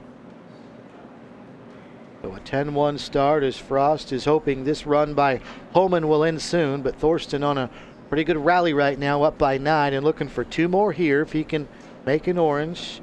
Hohmann just checked the shot clock. It's down to 5, and he's trying to figure out which way he's going to go and calls a timeout. Each team allowed 1 timeout per game. They can take up to 30 seconds during that break, but Hohmann looked like he was about ready to go soon, but he still can't make his mind up here. Yeah, and it's not so much which shot to shoot at now, it's the future of the game he's thinking about. He's thinking about, well, again, like we discussed, a purple's going to come on the spot as soon as Phoenix needs it. Phoenix is on an orange right now, so he's just trying to, he has a shot up in the top right corner, but he's trying to debate if it's really worth shooting at. And again, that purple respot will take place down at the rack end of the table. Oranges are always respotted up at the head end. And Hohmann is just going to knock the orange into the bonus ball. And he's put the black in a good spot for Team Minnesota near one of their pockets. Look at this angle. Frost is trying to cut that orange into the side. Oh wow, what a shot. Ran it in there well. What a shot. Doesn't get much better than that. Yeah, because you notice he contacted the black to move it over near his pocket. And he's also keeping in mind that the purple is going to be spotted down at the rack end as well. So he's probably going to run this cue ball back to where when the purple's spotted, maybe he'll have a shot in the corner. There's the bonus ball make. Perfect. Here comes the purple ball spot. You notice he got the angle for the ball coming on the spot to easily fall on the orange in the same hole. Very impressive, both these teams. They look very composed. First match of the season. And probably run this cue ball toward the near rail, wouldn't you say? Oh, he wants to leave a little angle. Remember, straight in is kind of the worst thing you have in pool. doesn't leave you any angles to maneuver the cue ball around for position on the next ball. He wants an angle right here. He's got that angle to come up table. He wants to drift just past the black. That way he gets a nice angle to come into the rack on the re-break. So 8 straight points now for the freezer, Scott Frost, and he's down by a point. Working on the bonus ball in the re-break. Coming up after Lee Brett gets the re-break rack ready. With some help from the bonus ball girls, of course. And there's the freezer. On the clock. Guy that has done so much in this game. 2010 Derby City Classic one pocket champion, among other things. Multiple time Desert Classic Tour champion as well. Just got to worry about the scratch here. Okay, he's hit this nice. Yeah, we saw his teammate Tommy Kennedy scratch twice on a re-break the game earlier, and his team ended up losing that game. And this could be unfortunate. I'm not sure if the purple near the spot goes by the orange. It doesn't appear so. If it doesn't, I don't really see an opportunity of a shot he has. Oh, he does. Maybe it does go. Looking now to see if that purple can be knocked in the corner, and he called it initially, but then he shook his head. Timeout. I think he needs some time to think about this. He does. He's calling a timeout. I think he's telling his team, I don't have any way to knock this purple without it bumping into the orange. Well, that's what I'm thinking. It might go, but it's so tight. He's trying to weigh his options to see if it's really worth shooting it. It does go, but I mean barely. Going to get down again. He's still not sure, even after the timeout. And you only get one timeout per game, so he's going to have to make a decision here shortly.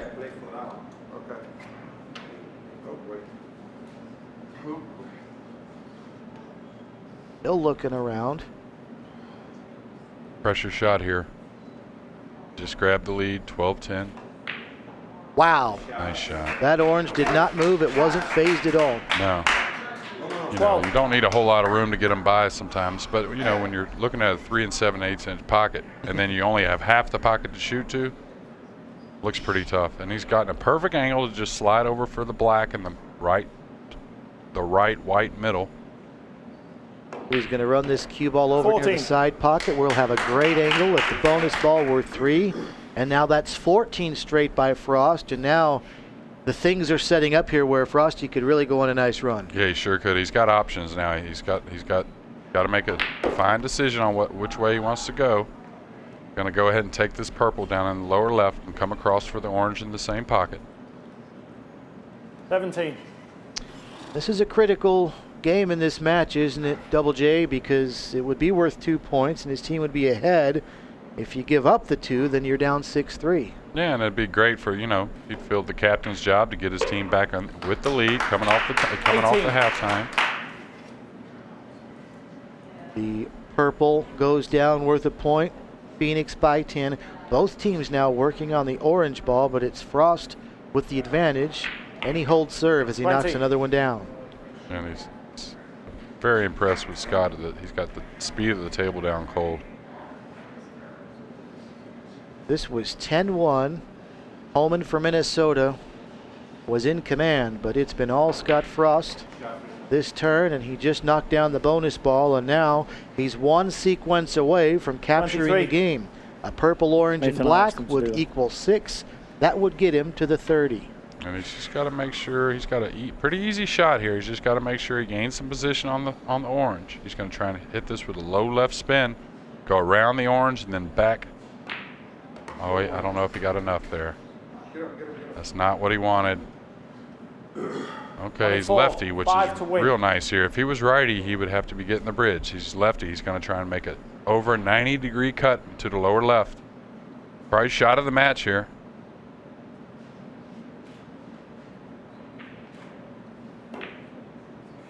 Wow. Okay, that's going to work out perfect. What a whale of a job, and look at that bounce. And deservedly so. What a shot he made. Got Frost now with what's pretty much a slam dunk in basketball terminology. A kick of the leg, and he got the win, and 2 points. 30-10 as Frost runs out 29 straight points after being down 10-1. And he started that off with an incredible thin cut in the side pocket, if you remember, Steve. Ralph, 10-1. your break and shoot. Made an incredible shot in the Game side. on. I guess Thorsten Phoenix probably only wishes, lead 5 if you points remember, to he was 4. trying to make a decision on what to do. He took a timeout. End up the decision he made cost him the match. But he was stuck in quite a predicament. He was. So now it's Suke scratching on the break, and we've already seen that twice. Foul. And not only have we seen it twice, we saw it in the same game. It happened to Phoenix, and how costly that can be. Absolutely, and a little reprieve for Manny. He was the one who scratched those a couple times. So now he's on the good end of a scratch on the break. That's right. It happened to Kennedy twice on the rebreak, and Chow started a game that his team lost on the original break. Correct. Been costly 3 times for Miami. Now let's see if they can benefit from it. Chow starting off with the purple, the start of the sequence. Good there. Great position for the orange. Probably bring that back for the black. You say in the side? Yeah, definitely in the side. He's got to produce a pretty good angle to get on the purple in the same side, which I think he's gotten perfect. I think he can just drop down to play the purple in the same side pocket. And there's 6 as it completes the sequence. And now he's got to make a decision. 6. He doesn't really have a natural path to get on the orange. He could go all the way around the table for the orange up top,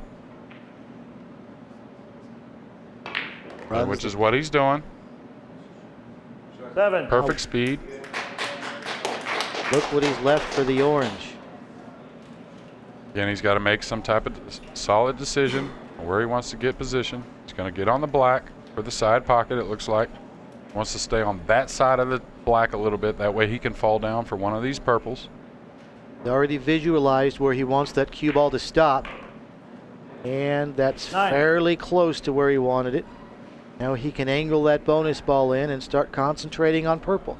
Yeah, and he might try and go into the purple and orange here to break the balls open. It'll leave him a shot on the purple, the other purple near the spot. What a great shot. He got not only the make, but look how he kicked the purple and the orange away, got some separation, 12. and opens the door for another. Okay, he's going to shoot this and then play 13. the orange all the way up. Just going to leave him natural position to follow the cue ball up for the black and the right side. We're looking at a high run here, Steve. Again, Phoenix is the white team in white jerseys.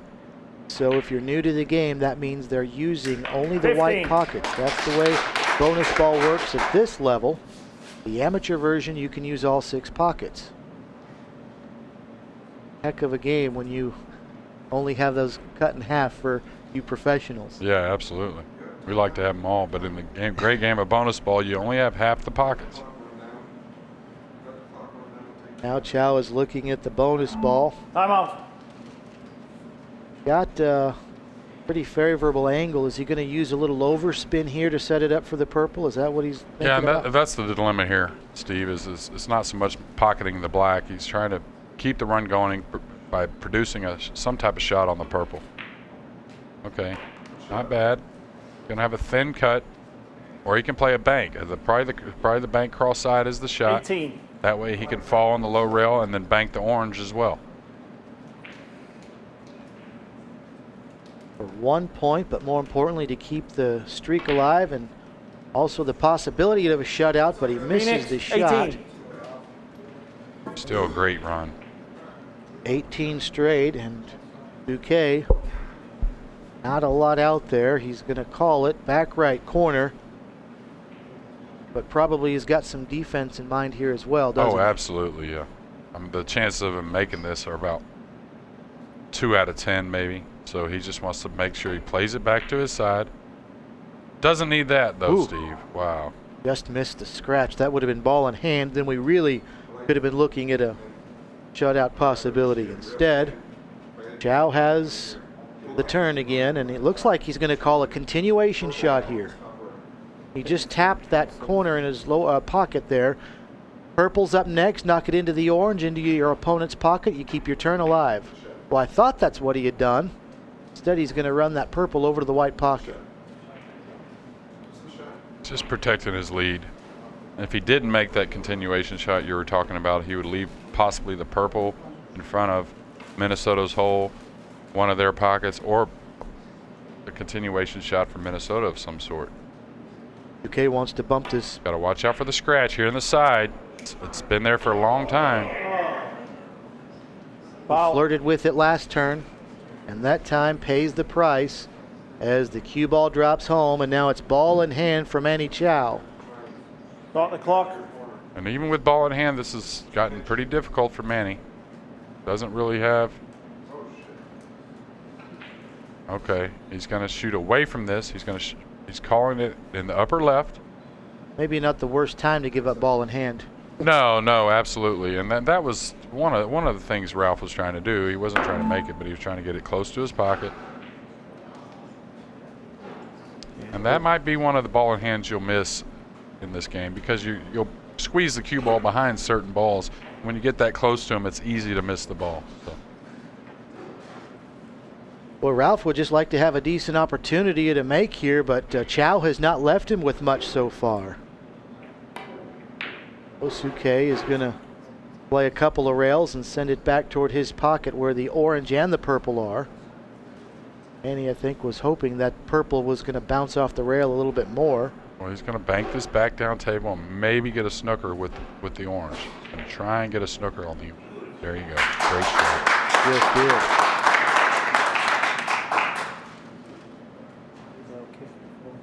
There you see the angle. So Suke going to send it off the side rail, then try to bring it back to the purple. This is a big shot right here. He's got to make contact. Yeah, they need to get on the board to eliminate the three. Yeah, contact is the most important. Okay, and that's what he's not done. Didn't. Ball in hand, so Chow's snooker right there works to his favor. Is now he's got, I think now he is eyeballing the continuation, is he not? No? No, he was eyeballing the where he wanted to get on the bank. He's going to play the purple in the lower left and then fall down below the orange to bank it in the same pocket. One. There's the 1 point purple for a 19-0 start for Chow. Made an 18 straight run earlier, but then the defenses started kicking in, and now Manny trying to get on another run again. This will help. Doesn't get the bounce. So the purple is respotted for Suke, and this is a one scored. Pretty good scoring opportunity right here for Ralph. Yeah, that was a huge miss by Phoenix for Minnesota. They got an easy shot to get on the board. Still plenty of time left in this game, almost 8.5 minutes. And of course the significance being is Suke does knock it down. If Chow was able to get the shutout, this game would have been worth 3 points. But if you don't get the shutout, it's worth 2. Unless we go to a shootout, then the most you can earn is a point. Correct. And this is getting near the end of the match. Every point is so valuable. Okay, brings it back to him. Good shot. Did he scratch again? Wow. He did. That side pocket has been a thorn in his side. Unfortunate for Ralph.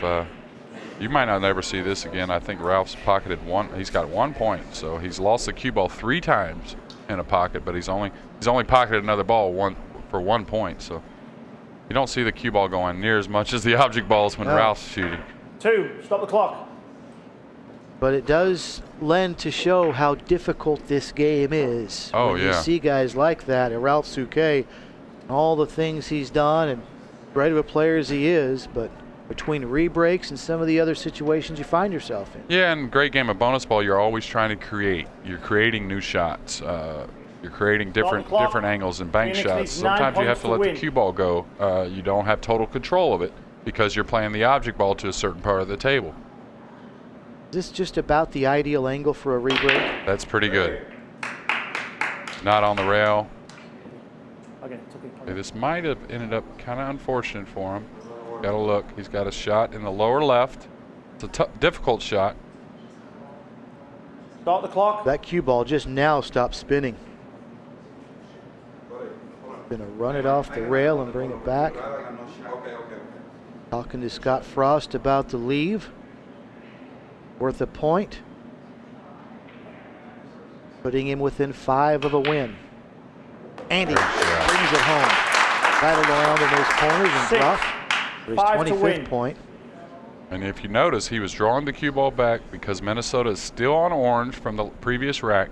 So he was containing as well as shooting offensively there. Okay, now he's coming around for the black in the same pocket. Game ball. What a job, because now this bonus ball will do it.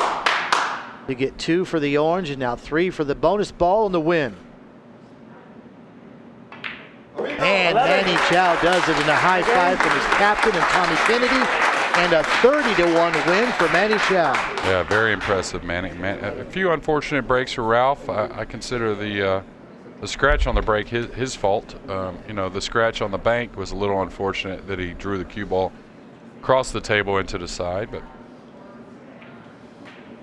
it was a nice comeback by Phoenix as well, Scott. They were down 4-3, but since then, 2 decisive victories. Frost 30-10 and Chow 30-1. And hey, a couple of the best European players in the world, and they've handled them both. Oh, easily. And you know, any great game, it's all about halftime adjustments, Steve. Game number 7 is the seems final like Team singles Phoenix game. has put it together at Minnesota halftime and playing come number out 3, strong Jesse here in the Engel. second half. Against player number 3. So our Phoenix final is gonna be singles Tommy match Kennedy. will be Tommy Phoenix Kennedy gonna of break. They Phoenix, currently and he'll be lead taking 7 on points to Jesse 4. Engel, Tommy, a you're bit ready? of a flavor of the Game older on. and the younger right here in this final singles game. Absolutely. The old guard and the new guard, I guess you could say. Right, Engel from Minnesota, and here comes the New Jersey native, Tommy Kennedy. They call him TK. We mentioned earlier, 1992 U.S. Open champion. And if you look at Jesse, he was born just months before. 1992. Before Tommy won that event in 1992. A good indication of the youth and experience both in this WPBL.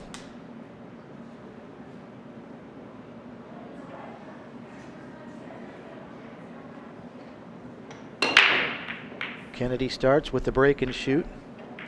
Anything that falls during the original break and shoot is respotted.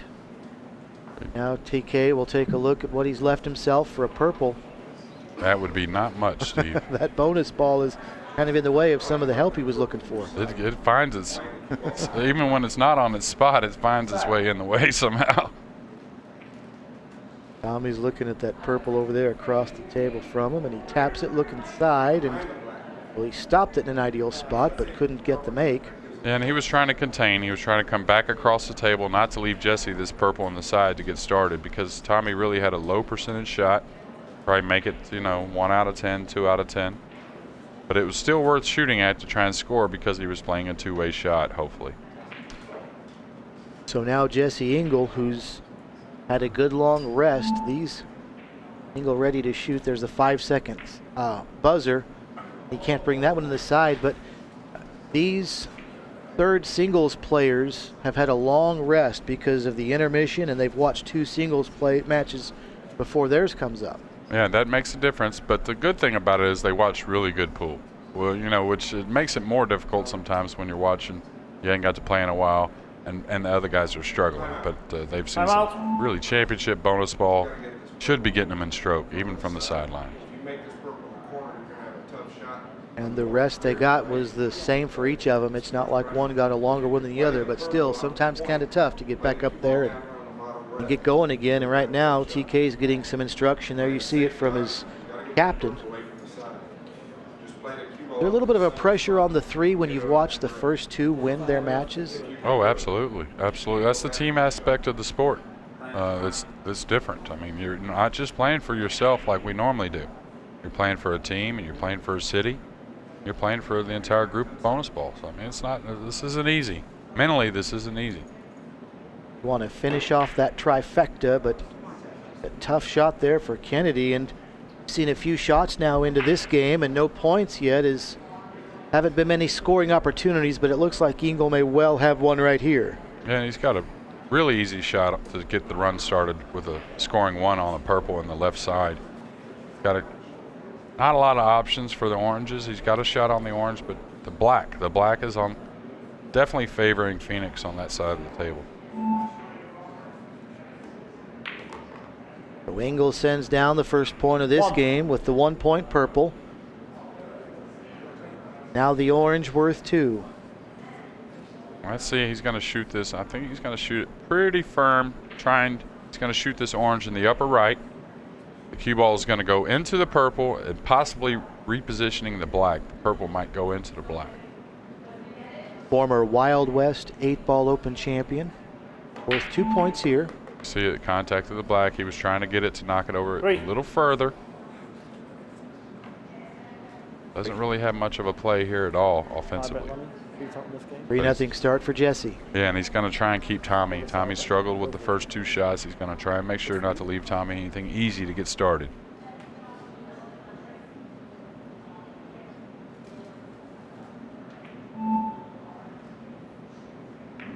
Just a little tap and a nice little snooker there. If Kennedy wanted to try that purple ball, he can.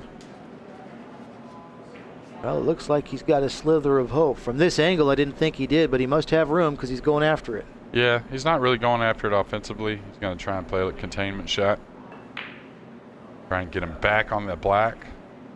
A little bit short. But if you notice, he still left him no play to his pocket.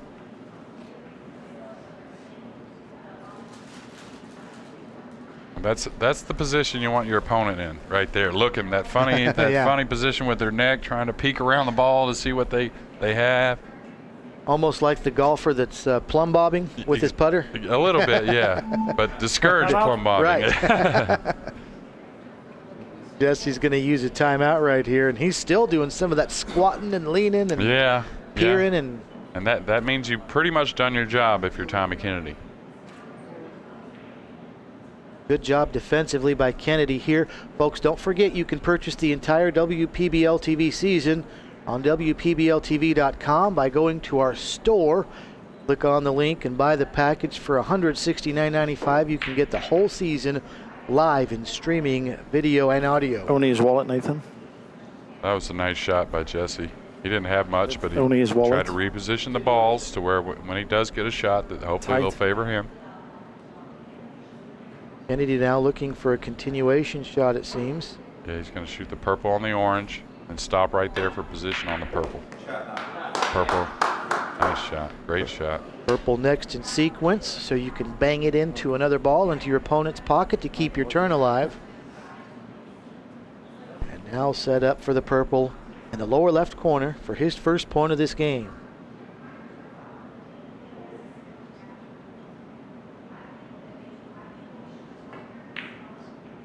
Sends it home. And what's he left himself with in terms of an orange? Looks like he maybe have an opportunity up in the corner. He does. The only problem here is getting position on the black. He's falling, it looks like a little straight in here. Not sure if he can pound this in and get to the rail and back over for the black in the same pocket. That's what he's attempting.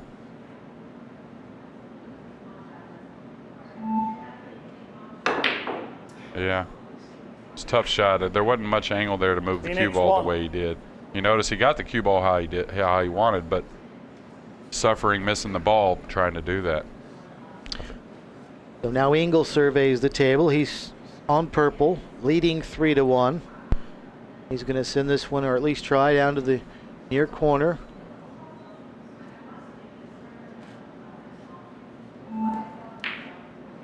He rattles it in.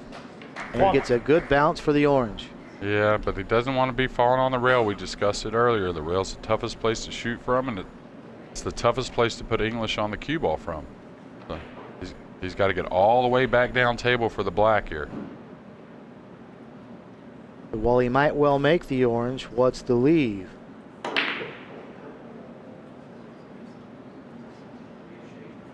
He made the orange. The leave is pretty good. Yeah, pretty good. But again, just like Tommy, he sacrificed missing the ball because he was trying to produce a shot with the cue ball. He was trying to run the cue ball to produce a shot.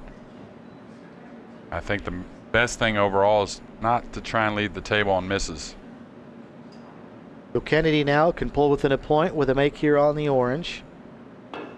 And try and send that cue ball back to set up the black. Perfect. 2. Good job. He's got the purple in the opposite side. He's just got to make sure he doesn't come up, and remember the black's going to get spotted. So he's got to make sure he doesn't come up and get behind the black for the purple on the right side. And it'll be spotted right in the middle of the table. Exactly. This is what he's got to worry about. Okay, he's gone far enough. Very nice. And he's sitting pretty. He's gonna just go to the cushion and out. Play one of those orange by the black in the lower left. Shoot this purple in, go to the rail. Needs a little bit more bounce. Want a little more bounce there. He might end up banking the orange. Crossing the same side, maybe. Okay, he's going to go ahead and play the cut shot. Almost wondered about the possibility of a target shot, but that's probably not the right situation. But it's a little difficult. It's a little difficult. Target shots are good because you get the early 3 points, but you definitely want them to be easier shots. Gonna send the orange down to his corner. Valiant effort, but it's off. And now here comes Engel again, down by 3. We've played a little more than 6 minutes of this game and been a struggle finding many good shots. 7-4 is the score right now. We'll see if that helps Engel get on a run now. That's going to happen sometime. The ball's positioned where you can't have high runs. I was very impressed with the matches so far, though. They've besides I guess it was one shootout. Is that right? We have had one. We've had one, but besides the one shootout, these guys have played awesome bonus ball, and they finished with plenty of time in regulation for the most part. Yeah, especially Phoenix getting up there several earlier games and just rocking and firing as they had a lot of shots and a lot of momentum, and they've won their last 2 singles. Now Kennedy trying to make it a sweep of the singles part of this match, but Engel's trying to keep that from happening, and right now he's got the lead, 10-7. He's got a nice bank shot to his black lower right pocket. He's called it. You see he tapped it.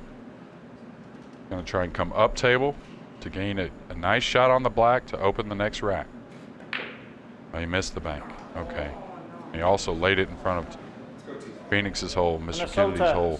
Well, that's about the worst thing that could have happened to him right there. Yeah, he went aggressive just because he was playing the cue ball more because he didn't figure to miss the bank. I didn't figure him to miss the bank. So he didn't want to really like slow roll it too much. He wanted to go ahead and shoot it in.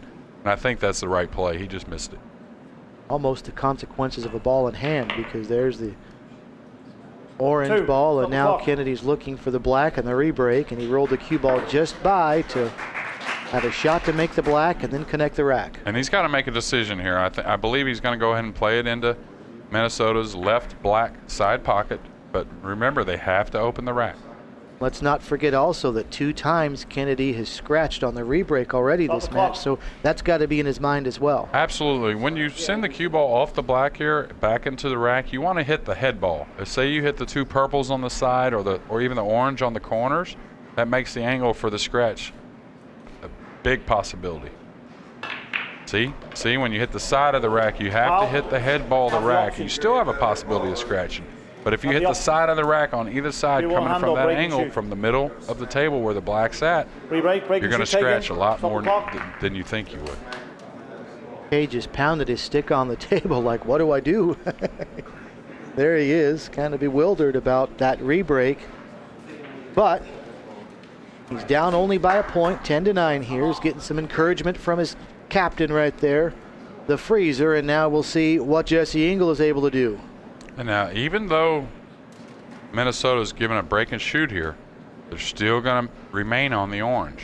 So he's going to break and then try and play an orange to get the run started. 1 orange dropped, but again, almost 2 oranges dropped, but they're respotted on the rebreak. These balls have broken really, really nice for Minnesota, if you can see. As long as the black passes, and we can see it with a nice camera angle there, black passes that purple, so all he's got to do is start off, got to knock the orange in, come up table for the black in the same pocket. And he decided to go 2 cushions. Nothing wrong with that.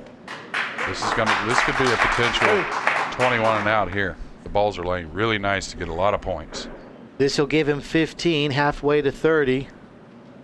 You're right, there are a lot of balls near those black pockets, or at least angled toward them, if nothing else. And you notice nothing's tied up. No, not 2 balls. You know, nothing's really on a side rail too much. Nothing's really impeding a big run to get Minnesota back in this match at 7-6. They need a 2-point victory here going into the last triples match. Excuse me. Like so many other games, you like to walk up and see a spread out table, don't you? Oh, absolutely. It makes it fun. Yeah, for sure. But we'll see how long that Jesse Engel can let this run last. He's now 14 points away from claiming victory. Minnesota really wants this one too, because that'll still give them a chance to win the entire match. Oh yeah, and the 3-point bonus for winning the match. So this is a very critical game in this match, meaning every shot the rest of the way is critical, like that one that doesn't go. Wow. Minnesota That 6. was 5 minutes, 5 seconds. I think the guys are going to learn. You know, the side pockets Minnesota are there. leads 16 but points to overall, 9. you want to be shooting in the corners. The corners are going to make it easier to play position. And obviously, you only have one side and you have 2 corners. So percentage-wise, just that alone would make you think I need to be shooting 2 out of 3 shots in the corners, 2 out minimally. Kennedy was just off on his purple attempt down in the corner. So if he can win this game, Kennedy can clinch the match for Phoenix, but Minnesota still has a chance. What can Jesse Ingles do here now, working on the orange worth 2? I think he's just going to bank this back underneath him, playing the cue ball down table, trying to contain Phoenix off the purple. Okay. He's done okay. Now Tommy's got to realize that there's approaching 4 minutes left in the match. He's got enough time to get to 30, but if the balls are laying against you like this, it's almost impossible to get those points. So he needs to start playing a little bit more strategy and try and get to the shootout. 4 minutes remain. Because if Phoenix was having to just go to a shootout here and each team get a point, Minnesota would have to have a 30-0 victory. And then we would have a sudden death match, actually, but 30-0 victory just to get to a sudden death. So now Ingles working on orange, and Kennedy a good defensive shot that last time. Ingles going to try to bring this one back to the What a corner. great match. And he does. Wow.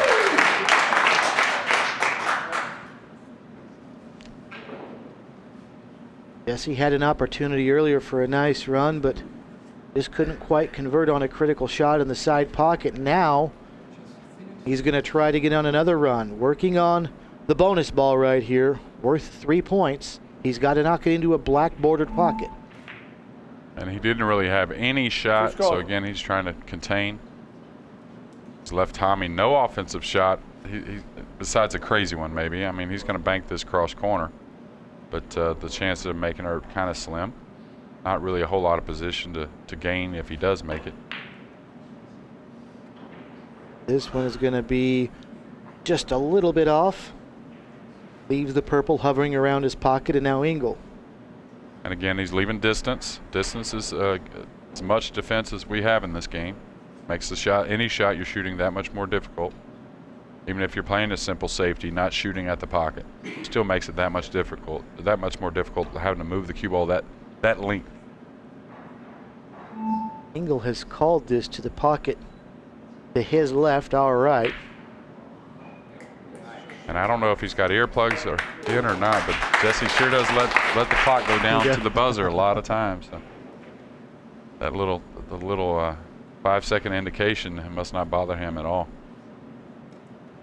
Way things are going here, this has all the makings of a shootout. There's still time. Tommy, I think, is milking the clock a little bit here because he realizes the best he can do is get to the shootout, and that's what he needs to do.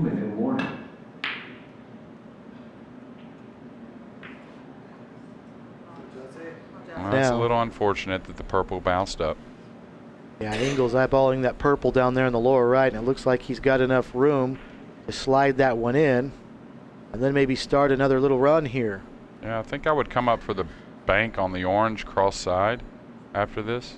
I think trying to hold for that orange down by his pockets is probably not the best thing. He's hit it well, though. 1 minute 30 really left. Got the kick off the rail he wants to set up the orange now. Now, if Ingles can get on a run here, he's got time to avoid the shootout. Yeah, and he's got enough points out there where he doesn't have to go to the rebreak. Nice shot. There's 2. Nice now shot. off the rail to set up the bonus ball for 3. 9 to win. And then he'll just need one more sequence. He's got a reverse. He's got no timeouts left. I believe he's already used his timeout. I believe that is correct. So he needs to get going if he wants to try and win in regulation. There's 3. The clock will stop. whenever they're respotting the balls. As soon as the cue ball stops, there you go. Clock will stop for a second. Well, 6. thought it would. So now for the 1 point purple. And then what he's going to do here, he's going to come up the table, and he's going to try and play a continuation shot next. Okay, he's overhit the cue ball a little bit. It's going to work out. 7. Oh, he can't. I'm sorry. He can't play a continuation into his own pocket. I'm Got sorry. to go into the opponent's pocket. Right. So he was trying to break the balls out. going to have to get creative here. Well, he's just going to play a little safety. Going to put him go to the orange and then go back to the orange. Snookering him on 7. the purple.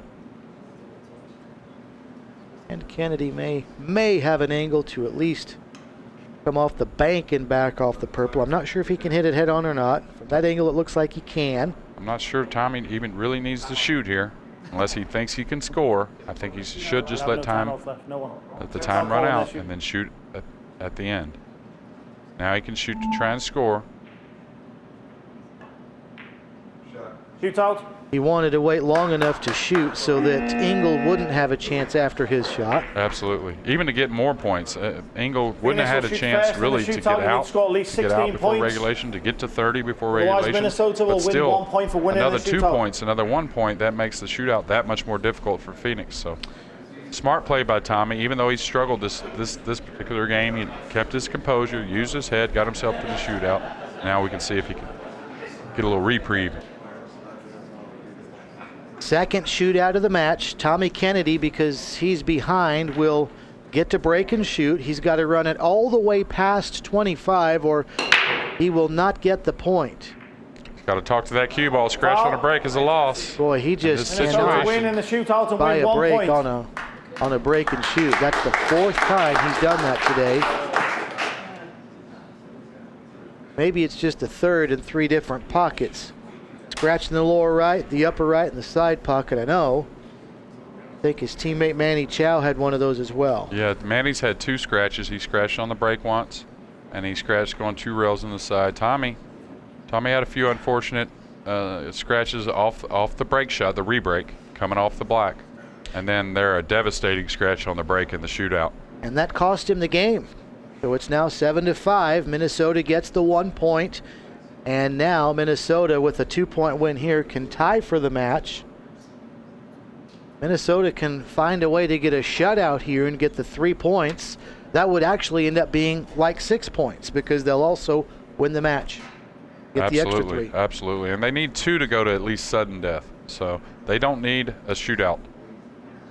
Minnesota is trying to avoid a shootout here. I wonder if they're discussing that we really don't want to play too passive.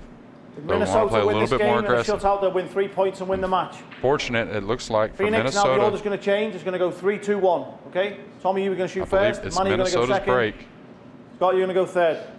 Jesse, you're going to be first. Ralph, you're going to be second. You see the Thorsten, you're going to be third. scoring from the match Minnesota, today. it's So your now break we and go shoot. with our Jesse? final game of the break and match. shoot. It's the entire team again, except in the reverse order from the first game of the match. That means Jesse Engel will shoot first for Minnesota.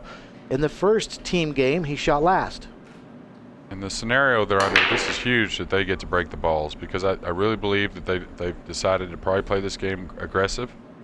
Definitely trying to get the regulation win, if not a 30-0 win, and get the extra 3 points for the win in this match. So Engel will break and shoot. Now looking for a purple near a black bordered pocket. Yes, he has picked out the purple that he wants. Trying to line it up and send it down to the lower right corner.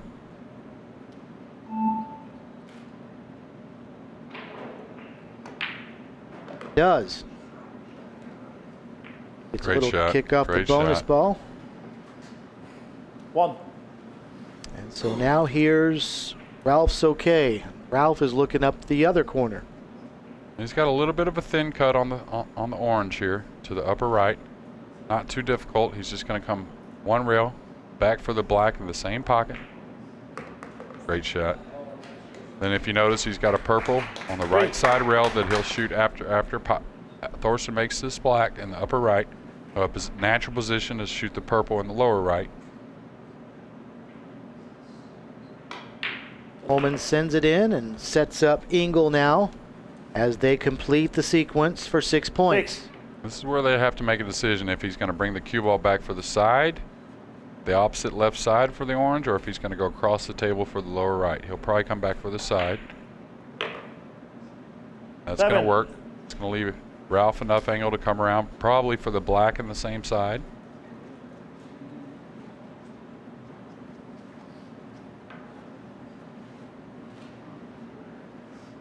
Okay, lines up the orange. This would give Minnesota a 9-0 lead. And Ralph drops it, and now we'll see what he's left with Hohmann. Hohmann working on the bonus ball for the second sequence completed by Minnesota. If he can send it down for 12. And he rolls it in, and let's see where the cue ball stops to leave Engel with purple. Beautifully set up for the corner. Well, yeah, if we end up with a tie at the end of this match here, we'll go to a captain's choice shootout to decide the match and the extra 3 points for the win. It would be the first ever in the WPBL.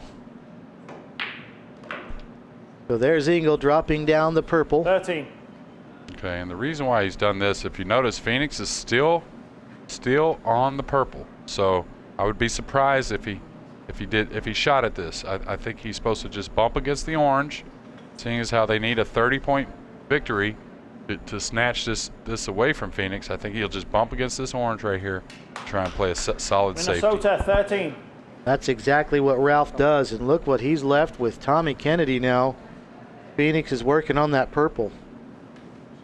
Well, he's really going to have to pull a trick out of the bag here. Yeah, this is huge. If he does not hit this ball, this is huge. Going to give up ball in hand. What a nice shot. Good job by Kennedy just to draw contact there, and now back to Hohmann. Yeah, and you notice he played it with a soft speed. That way, if he did hit it, he left it near the pocket, near his pocket. Didn't give much of a play for Minnesota. Hohmann now trying to perhaps play a little more defense again. Maybe a similar scenario. Bumps the orange. And I'm not sure if Chow's got the angle or not. That looks like he does to maybe make the shot. He does, for sure.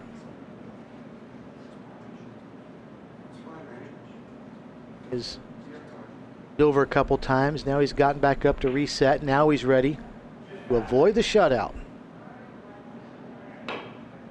Sends it down. 1. Going to be perfect. It's going to come out. Again, Scott's being left-handed. It's perfect. Yeah. He's got to make sure he doesn't touch that orange when he leans over. See the freezer waving that cue ball on. I think he's left it in a pretty good shot. But knock it home, and now we'll see where Kennedy is set up at. Trying to work on the setup to the side pocket, and that's a pretty darn good job. And it's perfect because it makes it real easy for Tommy just to roll this in. Remember, purple will come on the spot after the black is pocketed. Down at the rack end, the purple will be spotted. That's why Kennedy tried to leave the cue ball where he did. Okay, the black one stop. A quick bonus ball girl appearance, and we're ready to go. 6.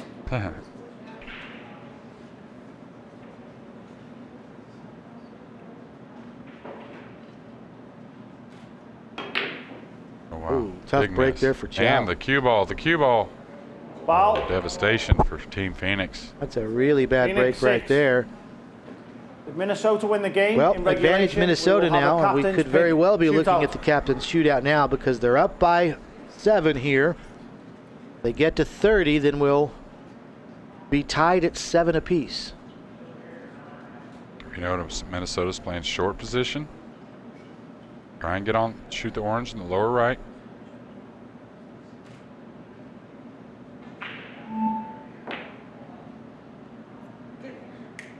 Beautifully done. Engel rolls home 2. 15-6 now, Minnesota. Got a difficult shot here. Got to elevate the cue because he wants to come back for the purple on the back rail for position. Great shot. Doesn't want to get straight in though. Wants that ball to slow down. Okay, that's going to that ball getting straight in on the rail like that, that's probably going to slow this run down. because you know the orange is going to come on the spot. They still have the other side pocket. They have possibilities, but it makes it a lot more difficult. It's going to be hard for him to get this cue ball off the rail whenever Jesse shoots. Worth 1 point. Oh, he did. Nice shot. Hohmann knocks it down. Orange is going to be respotted down at the break end. Now here's Jesse Engel.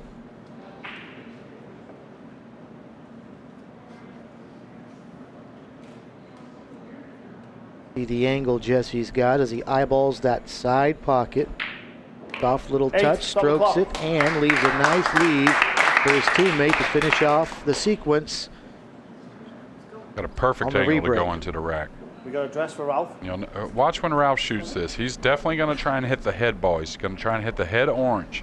Again, if you hit the side of the rack, either side coming from that angle, there's a good possibility of a scratch in one of the lower corner pockets. The 21-6, Minnesota with a commanding lead this game. This is already, regardless of what happens, been the most closely contested match we've seen here in the WPBL. And definitely well played by both teams. Both teams have played pretty darn good bonus ball. Soke working in his side pocket, makes contact with the rack and put it in a good spot, like you said, at the head of the rack. Perfect spot. No scratch. No scratch, and a nice starting shot on the purple. 12. And they have a orange overhanging the opposite side. 6 more points, take it to shootout. They only need one sequence, a purple, orange, and a black. That'll create 6 points, which is enough to get the 30-point regulation win, which will send us to a Captain's Choice shootout, Steve. 13. Hohmann sends down the purple, worth 1. 5 points away now, an orange and a black now, as Jeremy said. He's just going to run the cue ball around the table for the black in the same side pocket. He's going to contact 3 cushions. There you go. Going to hit it, though. Okay. 15. Perfect. And that one should be a very makeable stop. It is for Soke to finish it off. Send us to our first ever Captain's Choice shootout here in the history of this young league. Soke for the win. Great shot. Game. Got it. A little sweating there with that cue ball after nearly winning the corner, but we're tied at 7. Captain's Choice shootout coming up. It's real interesting. We've had a tale of 2 halves. Ralph, you're going to pick both a player. halves, actually. Phoenix starting out whoever incredibly strong first, in the first half. Minnesota bringing up it's going to be the second part of the first half really strong. And then the same thing happened here in the second half. So we're going to a Captain's Choice shootout, which is pretty self-explanatory as far as just a regular shootout. But the captains get to choose who they want to put in. They can put themselves in. Going to be interesting to see. And then it's just whoever gets the most points. So the first ever in the history of the league, as we're tied at 7. Been a fun day today here from the arena in Las Vegas. And for folks watching, if you ever make it out to Las Vegas, you've got to come to this facility. It's down toward the southeast corner of the airport, just southeast of the Strip, not far away at all from the Strip, in fact. And folks, this is a fantastic facility made for television billiards here at the WPBL Arena. Yeah, it's a beautiful place. Larry and the entire crew, they've done an incredible job. They've thought of everything. They haven't left anything not thought of. It's going to be the 2 captains from both teams playing. All the way down to the against Scott Frost. lighting in here. When players are shooting a purple ball, the lighting in the arena turns purple. When they're on orange, it turns orange. They've got a light for the black ball as well. That's for the players and the fans as well. Yeah. The away team shoots first, Scott. So Lee Brett informing the team captains as to the format here in the single inning Captain's Choice shootout to break the 7-all tie, because 3 points for the winner of this match riding on the line.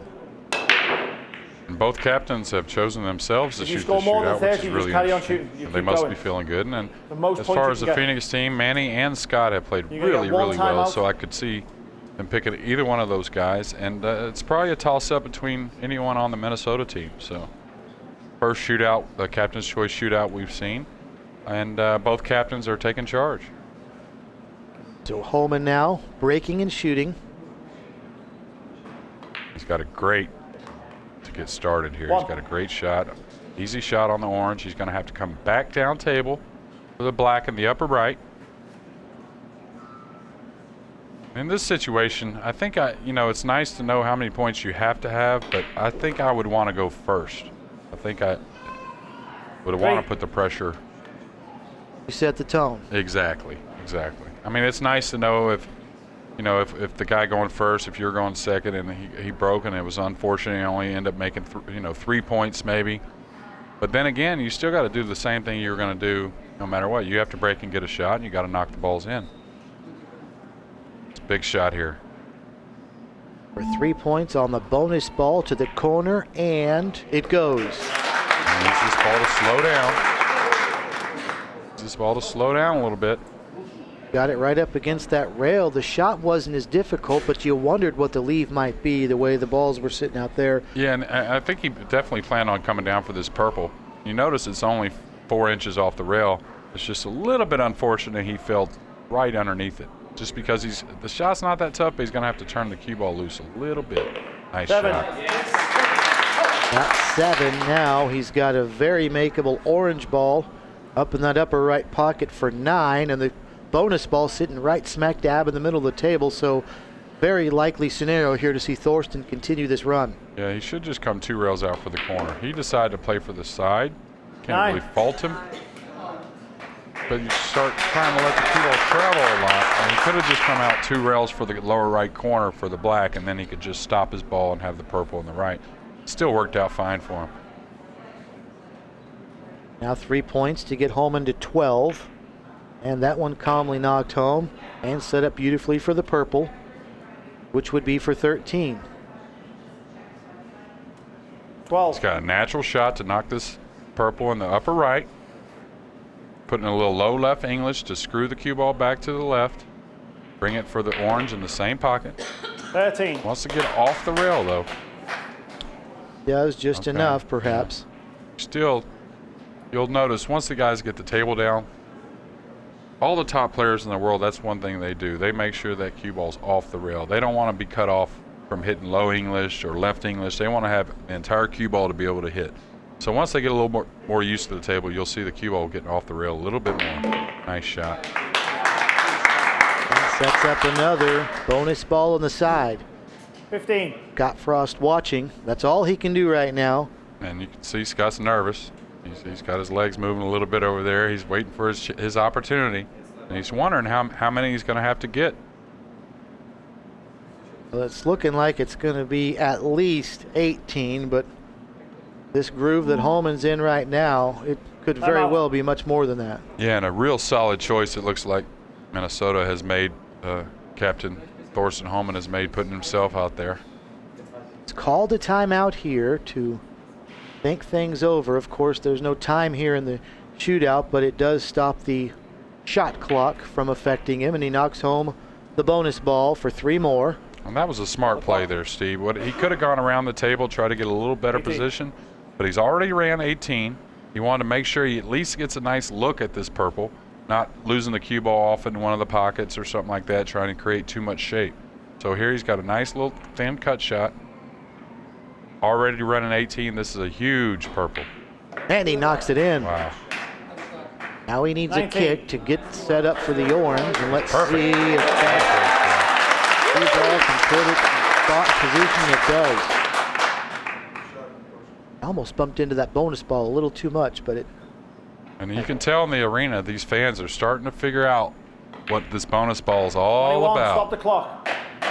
This way, it's going to be a matter of time, not much at all, before it catches on worldwide, especially when guys like Thorsten Hohmann are doing what they're doing.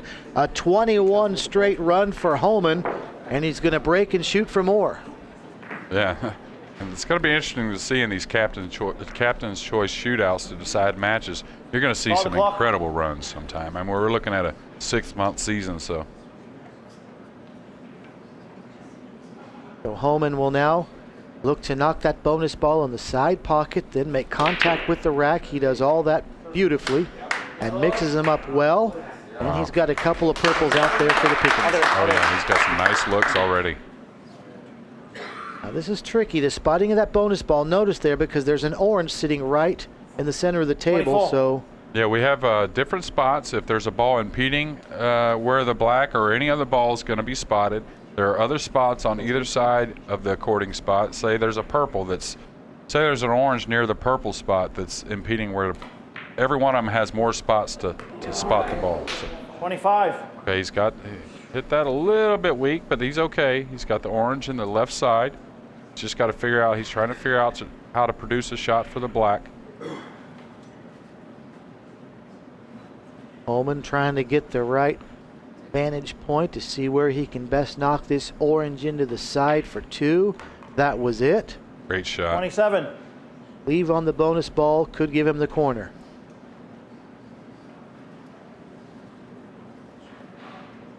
Boy, there's not much room there with that orange sitting where it is. And I can tell you, if you look around the stands, you can see everybody on the edges of their seat. They're trying to figure out how many Thorsten's going to run. For 30 straight. Yeah! Got it. Listen to this crowd. He'll continue now. 30. The first Gotta wonder perfect what's game. going through the mind of Scott Frost over there. Well, he's got to probably start relaxing now. He knows he's going to have to come with a big number. So it's almost probably less pressure sometimes, Steve. You know, if a guy only gets up and puts 8 on you, you feel like you're supposed to automatically beat that. But you know, when the guy is doing something like this, it's probably pretty relaxing. Scott's 31. going to figure he's going to have to run a lot of points. There's 31. Now this is going to be probably the most challenging shot that Hohmann has had here in this sudden death. He's angling, and I'm going to try and come back to the lower right maybe. Yeah, he's going to go all out here, and he's going to swing the cue ball around, trying to get position on the black. So this won't be a lag like in a normal game because the shootout, it's all offensive, so he's going to shoot at it hard. Wow. Look at the leave now as he's going to try and work on that bonus ball on the side. He ought to do that too. What a great shot.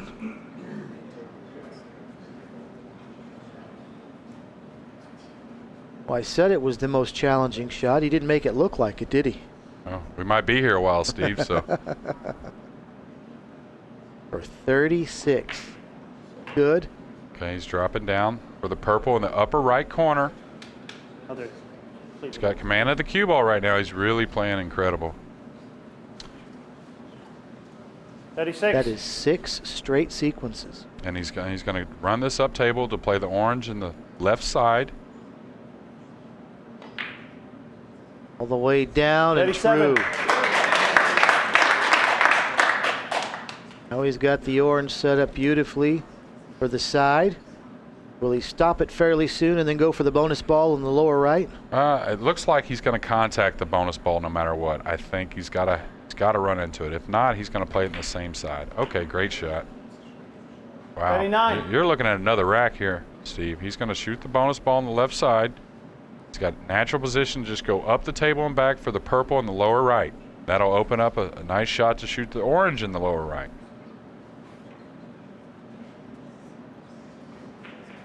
Hohmann gets vantage point he wants, addresses for 42. He is good.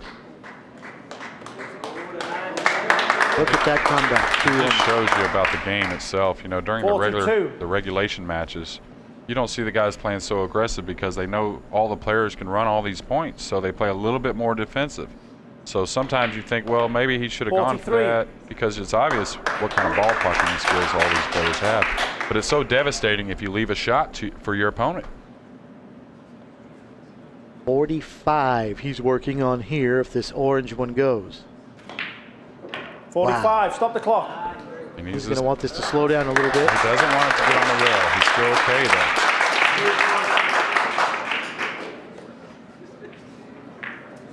That would be 9 straight racks by Thorsten Hohmann. He's going to take a sip of water and try and work on more. And Stop the clock. you got to like the positioning of the cue ball for this rebreak, don't you? It's pretty good. I mean, considering he had to produce a number of shots there, he had to create a number of breakouts. He had a bank shot. I'll tell you, I'm interested to see the next time. I'm going to be paying attention that Minnesota gets in a captain's choice shootout, and I think Ralph and Jesse will be watching again. It'd be hard to pick another player after this exhibition. Saw there Larry Chaborek, the president of the WPBL, looking on. He's got to be thrilled at this run. The first ever captain's choice shootout here in the history of this league. And boy, Hohmann just got 3 points, but nearly had to give up his turn. Okay, he didn't quite open the rack as much as he wanted, but he's got a shot. He's got an orange in the opposite side again that he can play some type of position on. That's what he's looking at. He's going to have to reopen the balls at some time or another, though, to continue this run. For 49, good. 49. Should have that orange to work with over there near the side pocket now. Yeah, he'd like to get like a re-break angle right here, probably, on the black, like a normal re-break angle to go back into the rack and open the balls up again, because if you notice, a bunch of them are tied up and they're not really available. Okay, he wants that to slow down. Just not so much to get a shot, but like I said, to get the angle to try and go into the balls and open them up, which you still might see that here, actually. Because he's got to get a purple ball in a black pocket next. So that's what he's thinking about. Where to send that cue ball to give him the best chance at doing that. Okay, he's just going to take a shot on this purple. He's got a thin cut shot on this purple. 54.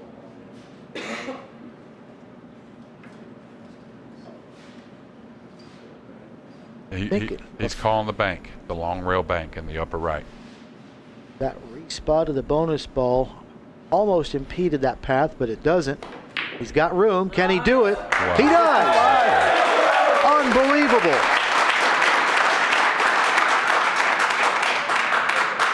.55 and counting now for Hohmann.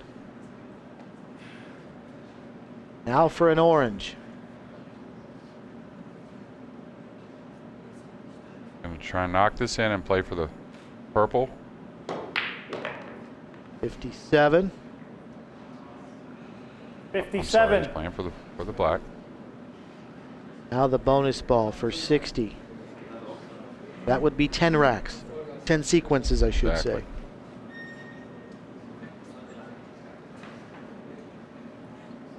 Again, that's the beautiful part about the shootout. There's not going to be any safeties. It's all aggressive play. Like here, you're going to see some incredible shot making. Sending it to the corner. Got it! Look at this guy. Wow! And look at Scott Frost. He's bowing down as well. I think Scott wants to see him run a century now. Why not? Yeah.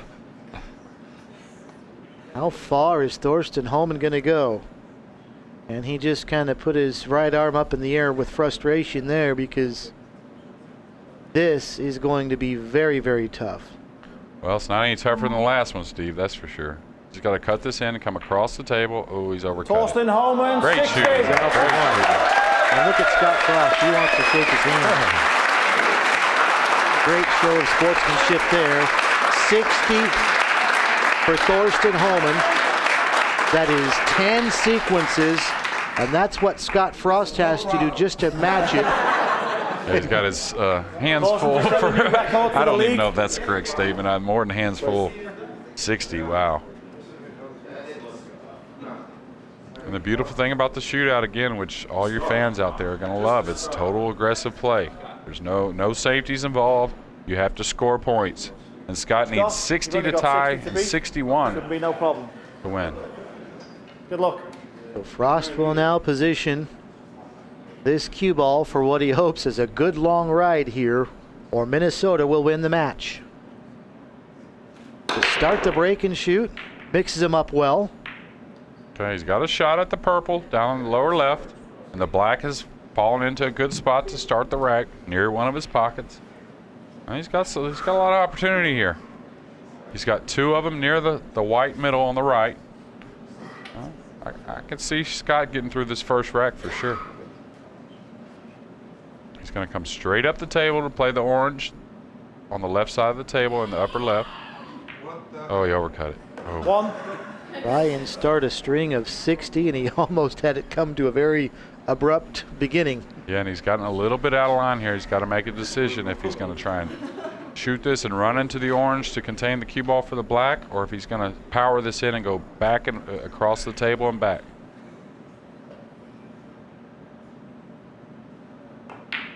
They decided to bump him, and that was the problem with bumping him.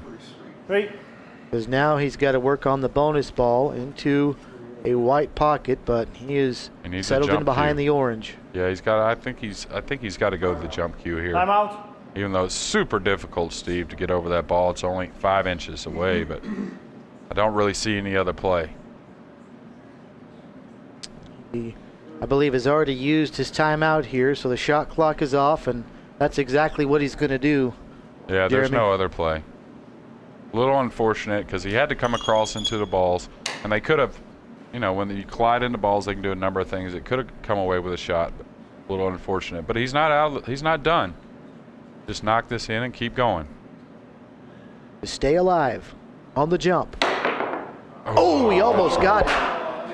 Game, High fives on the Minnesota bench and handshakes from Scott Frost as Minnesota thanks in large part to Thorsten Hohmann's 60-point run has won this game in the Captain's Choice Shootout as Minnesota has a 10-7 edge. So what a fun day it was. We saw the first ever Captain's Choice Shootouts here in the history of the WPBL, but what a run by Hohmann. Oh yeah, Hohmann, like I said, I guess it was an easy choice for captain of Team Minnesota to pick himself. He feels great about it. So do those German fans you were talking about. They're getting their pictures with Hohmann and the guys from Minnesota. Some of them from Minnesota, some of them from Germany, because Jesse originally from Minnesota. Thanks for joining us, everybody. For Jeremy Jones, my name is Steve Strain. We'll talk to you again right here on WPBLTV.com.